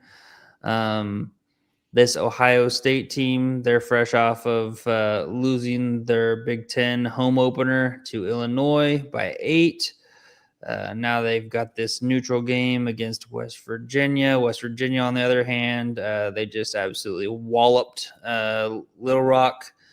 I know we were both on that after they dropped that game against Wake Forest. I will go ahead and take West Virginia here, actually. I think that it's going to be a defensive battle, and I will take the better defense here. I know West Virginia likes to slow the pace, as we've seen with this Ross Hodge team. And I think that, Ohio State hurts them being there on a neutral versus, being in Columbus. So I'll take West Virginia plus the 4.5, getting the 2 possessions. Yeah, I mean, you know me, and for anyone new here, I hate Ohio State, and I've hated this basketball team. I think they're overrated. They're overrated every year. I think people are naturally going to bet Ohio State just at being in Ohio. And like you said, defense wins championships. Defense wins, especially these games against high-octane offenses, or at least try to be high-octane. They run at pace, Ohio State does, but their efficiency just doesn't always keep up with the pace that they run. I think West Virginia is going to give them a buzzsaw. Give me Ross Hodge and the Mountaineers plus 4.5 as well. Keep the fucking train going, Elliot. This is another great game for you. LSU, SMU. SMU's laying 2.5 against LSU. It's down to 1.5 some places, and this is not a true home game as well. New Orleans, Louisiana. They're playing at the Smoothie King Center. Wow. Can we get a fucking home game tomorrow? All these Kentucky IU, that's right. True ball. All these games that we've been, all these neutral games, they're playing in the NBA arenas. I don't understand. They got to get their cash somehow. I mean, there's gonna be 87 people. I hate when I'm watching a game and the whole baseline is just and everything's just scattered. There's just empty seats. It looked like IU Indy last night against UW Green Bay. Yeah, I'm seeing 1.5, 2, 2.5. I'm seeing a mixed bag. Over under 158.5. So this line's basically the same as what it was. I will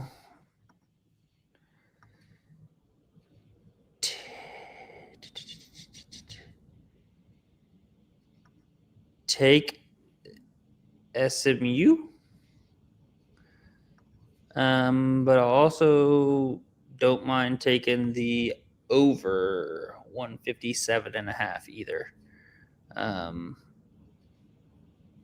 NBA arena, we get NBA style ball. Both teams are going to put up some points. I'll ride with SMU, and I'll ride with that over 157.5. Yeah, I think SMU is going to be just fine. We've seen them go on a neutral and be competitive, and I feel like they're more battle tested. I'm not saying LSU hasn't played good teams, but you only beat Boston College by 9, and they were semi in it, and then you just got your ass kicked by Texas Tech on Sunday. I don't think they're going to be able to have that magical bounce back spot for this LSU team. So, and I think SMU is just a tad better. Give me the Mustangs here to get it done on the money line, -130.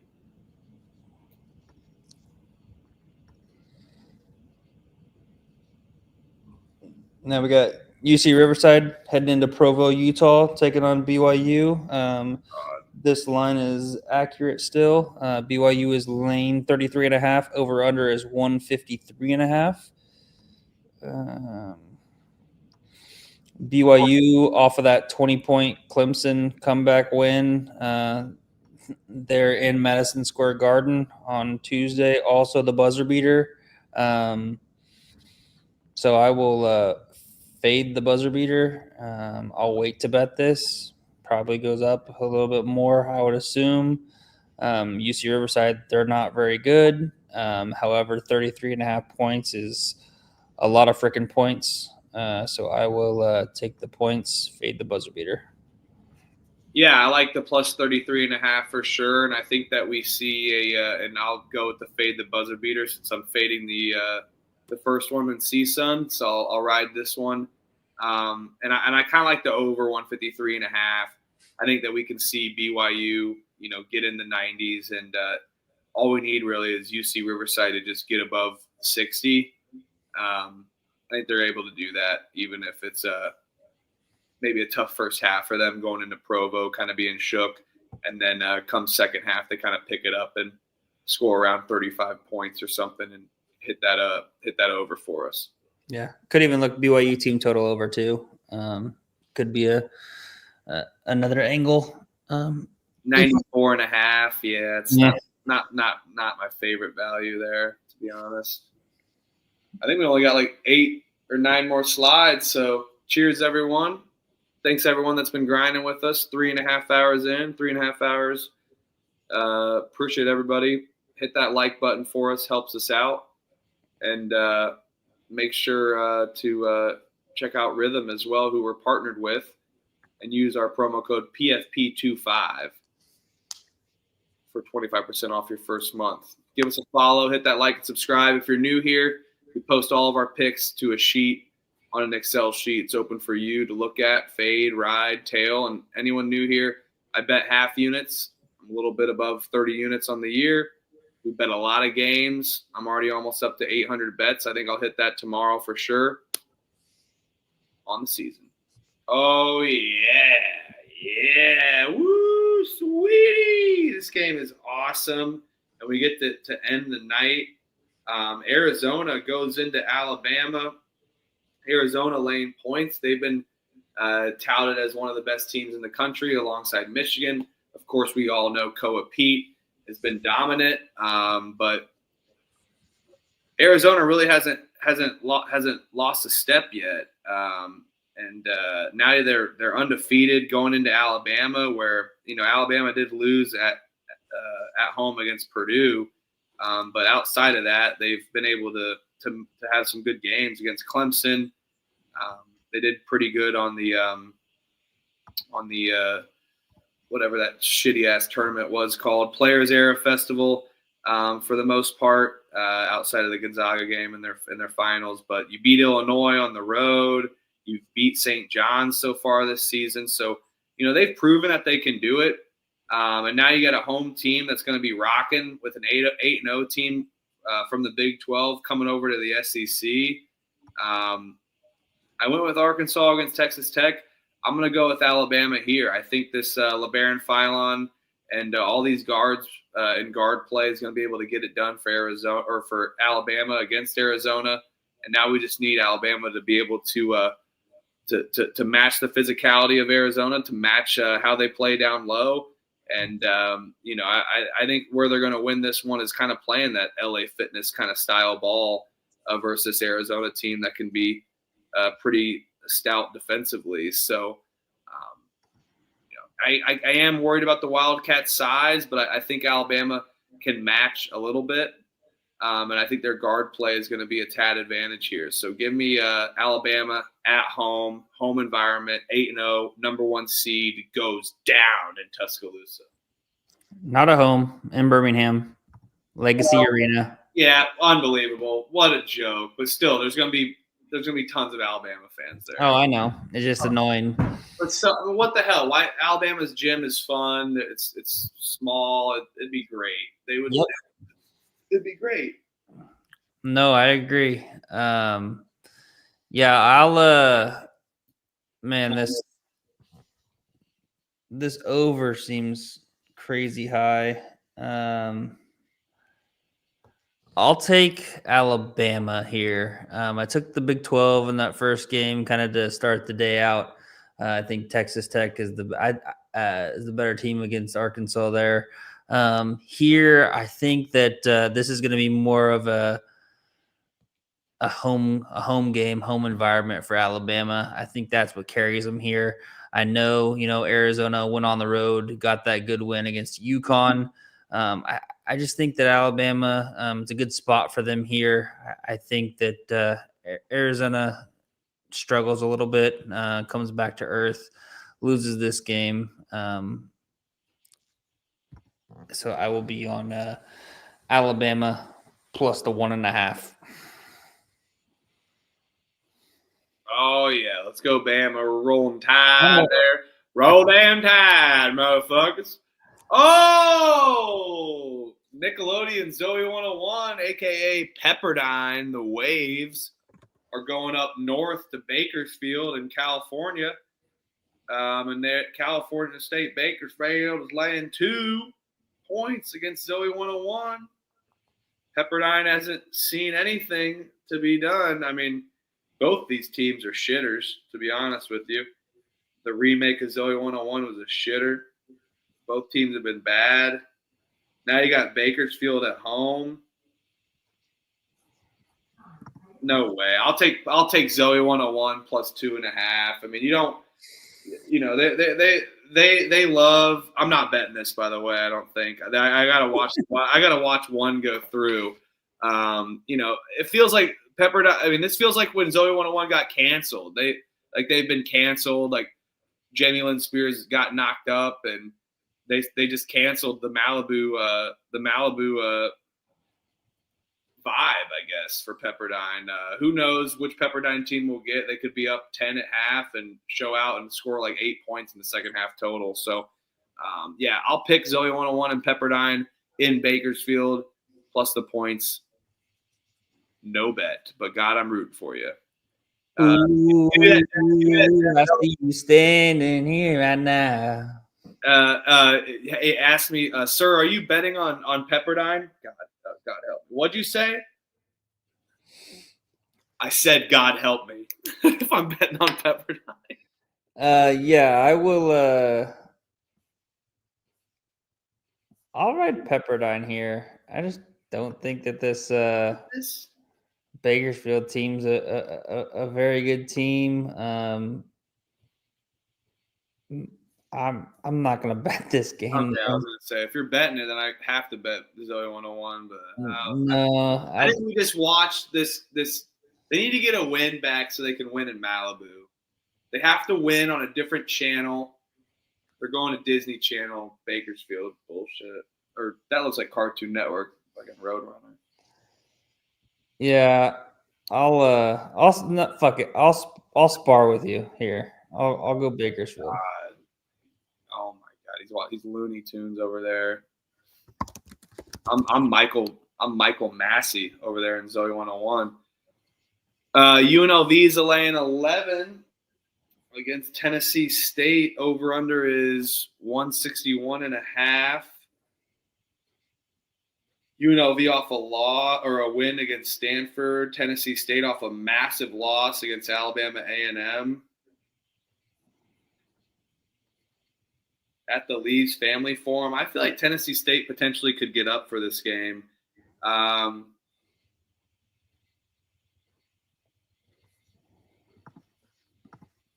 Yeah, but about Pepperdine though, with the blue court, they love drinking blue Blicks. Remember Blicks? Yeah, they love drinking Blicks, and they love the blue flavored Blicks. So I'm just saying, look out. Yeah, give me Tennessee State. Tennessee State here. I think that they can go out in Nevada and actually travel okay, and keep up with UNLV's offense. We've seen them been able to do that. And show up at times. I think they want to get up for this game with Nolan Smith. I'll take Tennessee State plus the points against UNLV. Lee's Family Forum, they're going to run out of hot dogs down there in Henderson. Let's go. A lot of games tomorrow at Lee's Family. I'll wait to bet this all the way to tip, too. I'll let all that UNLV money climb in there. Yeah, no, I agree. I'll be on Tennessee State. Plus the points here. Classic little letdown spot for UNLV and Josh Pastner off of that win against Stanford. But yeah, wait to bet it. I'm seeing 11.5 right now, so that's what I'll take it at right now. But I won't bet it till way closer to game time, because I could see UNLV being like a 14.5, 15 point type of a favorite. All right, rolling through this, almost done.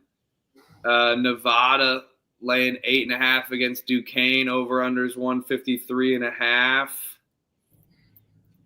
Oh, I kind of want to lay it, although it's just like disgusting because it's Steve Alford in Nevada with laying points, but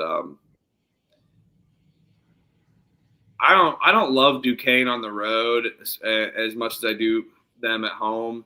And Reno definitely has its magic as much as people think. Duquesne has been out there. They just went out to Boise State, so they do have some time under their belt. But Nevada's kind of picked it up.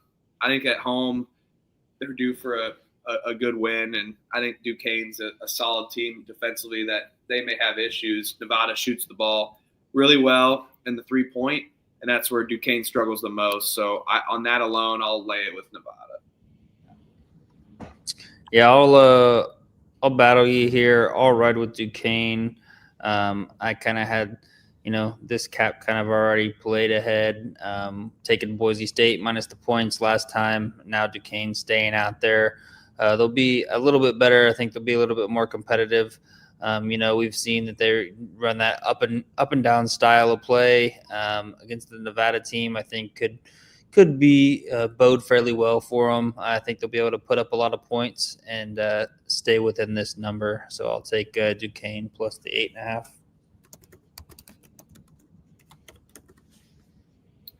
All right, Mississippi State versus Utah. Mississippi State is laying a point against Utah in Salt Lake City.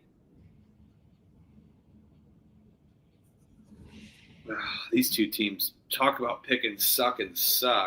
Fuck. Utah, they did get a good win against Ole Miss, but Mississippi State, they're just horrible, man. They can't find a way to win. And now they're laying points on a short spread here. Utah semi at home in Salt Lake City. It is a home game, based same city, but same city, just across town, just on the west side of town. They're at the Jazz Arena, of course, as everything else has been. I'll take Mississippi State. I think they're favored for a reason. I don't think Utah's any good. I will back Josh Hubbard and company. I think he can just flat out lead them to a victory here against kind of a piss poor Utah team. Yeah, I like that a lot. I really do. And I think Utah's defense struggles, so I like Mississippi State team total over 76.5. I think that gets done for sure. And I think I think we see them score 80, and I do agree that Mississippi State gets the win for sure. Oh, Elliot, take us away. It's a banger. Zags laying 10.5 against UCLA. That's a 90s logo if I've ever seen one. Oh, I got to stretch. Oh. Laying 10.5, over under still sitting at 148.5. This is in the Climate Pledge Arena, of course. Why wouldn't it be? Not at the Kennel. Pledge the climate. Yes. I don't know what to do here. I mean, why wouldn't I take Gonzaga here? I just think that they're a really good team. I think that UCLA, okay, they've opened up Big Ten play pretty well, beat Washington, beat Oregon, but I really haven't been too impressed with them. I know they played that close competitive game against Arizona there in that at the Intuit Dome on that kind of semi-home game, but now you're kind of going on the road. I mean, this place will be full of Gonzaga fans. I think Gonzaga can kind of run away with it here, as we've kind of seen them do basically all year so far, except for that, obviously, when they beat when they met up with the best team in the entire galaxy in Michigan. But yeah, I think they roll here. I'll lay the 10.5. Rematch of a half-court shot. That was a memorable moment here in Indianapolis and all of America and March Madness. I think it still eats at Mick Cronin a little bit. I know all the kids aren't there anymore on the teams that were once there, but I think it still kind of eats at him as much as I'm not a Mick Cronin fan. I'm going to let this number continue to climb because people are betting Gonzaga. If this UCLA number gets up to the 12-15 range, I'll bet it. I think Gonzaga, yeah, they have been rolling, but UCLA, I think the way their style of play, if they can control somewhat of the tempo, maybe muck up Gonzaga defensively a tad, they're going to be able to cover this number, and I think that's the secret sauce to get this Gonzaga team that just freak upon all these boys. I mean, they're like 25, 26-year-olds out there playing amongst all these young kids. Yeah, Gonzaga also lost last year to UCLA on the kind of the semi-home in the Intuit Dome. So you got semi-home versus semi-home. I think Gonzaga returns the favor here. All right, San Diego, the Tritons are laying a point, I believe, against Tulane. This is in the Leeds Family Forum at midnight as well, too. 6.5. They're laying 6.5. San Diego's laying 6.5. Mm-hmm. Yeah, I'll lay it. It's a weird spot for Tulane. They're playing at midnight local time. You got UC San Diego where laying that many points can be worrisome due to their defense, but they covered this number with Temple, Bradley, Towson on a neutral. Now they play Temple on a neutral with even a worse defense than some of those teams mentioned. I'll lay it here with the Tritons. I think this Clint Allard team has been super solid and a lot feistier after just an amazing UC San Diego team last season and the run that they had. I feel like it's continuing, and UC San Diego is getting a lot of money, and they're thriving in this NIL era. Give me UC San Diego minus 6.5. Yeah, I will back the pretty good, the really good offense against the shitty ass defense that Tulane has. And I think UC San Diego's defense isn't isn't that bad either. So I think that UC San Diego is going to get whatever they want on the offensive end. So I will back UCSG minus the 6.5. And like you said, I think you brought up a good point. I'm seeing 5.5s out there too, so I'll take the 5.5 actually. But you bring up a good point. Tulane, it's going to be midnight when they're playing versus, UC San Diego, 10 o'clock, still a late start for both teams, but way later body clock wise for Tulane. I think it's 9 o'clock local. UTEP going on the island to play Hawaii. Hawaii's laying 12.5, over-unders 137.5. This UTEP team was a darling for us last season, but this season they stink. They haven't been able to mine shit from nothing. And Hawaii's defense is solid. Now you get this UTEP offense that's been horrible, hasn't been able to travel well at all, and now they're going on the island. And Hawaii's kind of due for like a drilling. I know that they've won 5 in a row. They beat North Dakota by a ton at home. But after that, UC Davis only by 6, Cal State Fullerton by 10. I think we see a drilling here from Hawaii. And although UTEP does a good job with their guard play at forcing turnovers, and that's where Hawaii can struggle, I don't think they'll be able to force turnovers as much as they normally do on the island. So I'll lay it with Hawaii. Yep, I agree. I'll be laying it with Hawaii here. UTEP, kind of curious to see what they did. If last Sunday they played, that was their last game. It was at Seattle. So I'm curious to see if they came home after that, came all the way back to El Paso, and then decided to go out to Hawaii. Either way, hard ass travel spot for them. I think that they kind of just get blown out here. The only thing that could possibly keep the UTEP in it is just like last year, they like to force a lot of turnovers, and Hawaii does like to turn the ball over. So that's one thing that, playing a little bit of the devil's advocate, that's something that Hawaii can struggle with, is if UTEP's able to force some turnovers. But I still on the island, I feel like Hawaii should roll. Absolutely. So that is our episode, folks. Just a tad under 4 hours on the day. Looks like we have a couple rhythm plays of the days,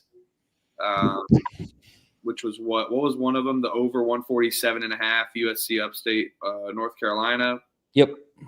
And then also Elliot liked this bet, and I did too. And so does Rhythm, over 158.5 for Cincinnati at Georgia, I believe. Did you like the over in that one or not? I like the over, and then I liked Cincinnati plus the points, but I like the over, yeah. Yeah, so over 158.5 as well on that one. And then check the picks page for the other one. We'll have to decipher that. We got a lot of games to go over. And for those that don't know, in the comments or in the description of this video is our link to the pick sheet. If you go to our Pump Fake Pod Twitter, at Pump Fake Pod, it is the pinned tweet. It's an Excel sheet. We update our picks every morning. We track our picks or track our records. On these Saturday slates, I don't get them in right away, so I'll get them in. I get a quick shut-eye, load them up at 8, 9 in the morning, and be ready to rock here after a few hours of sleep. So I'll get all those picks in that we talked about today, those that I've bet already for sure, and those that I'm waiting to bet. We'll see how those lines move here in a couple hours. Elliot, good stuff tonight, brother. It was fun chopping up with you. I mean, if Trevor was here, this would have been a 6-hour episode. So, yeah. Nope. Well, hey, we did what we're talking a little bit more than we normally do on these 3-man episodes here. So, it was a fun one. I enjoyed it tonight. Yep. Nope. As always fun. The Friday ones, they can be a little long, be a little labored, but chat was popping the entire night. So shout out to you all, and for everybody that's still in the chat right now. I know almost 4 hours, so we appreciate every single one of you. And if you could just, drop the chat down and hit the like button, subscribe if you haven't already. We'd really appreciate it. It goes a long ways. Just a simple like that. And yeah, follow us on Twitter. I know @PumpFakePod is kind of our main account. We tweet out when we're going to go live, updates, things of that nature. He's @Michael_Huffer3. Trevor, who is not here tonight but was in the chat, is @StooleyPicks. And then myself, @I'm_money. And also don't forget, if you wanted to have a chance with Rhythm, our premier sponsor, you can sign up for first month 25% off with our promo code PFP25. Wonderful stuff. Everyone in the chat, thank you so much. Coach, thank you for the $20 donation again. Appreciate you. And everyone in the chat, if you hit that like button, if you haven't, go log into your wife's, your significant other's phone. Make them subscribe to the Pump Fake Pod. Make them like it. Do whatever you can. Appreciate you guys always. Your support is unmatched. Love this community that we have here and love chopping it up with you guys. Always talking this college basketball. It's been a pleasure. And we will see you Sunday. There's no shows on Saturday, so see you Sunday night for a shorter Monday slate. But we're getting into the thick of the season. We're coming up on conference play fully. Let's rock. Thank you, everyone. Peace and love.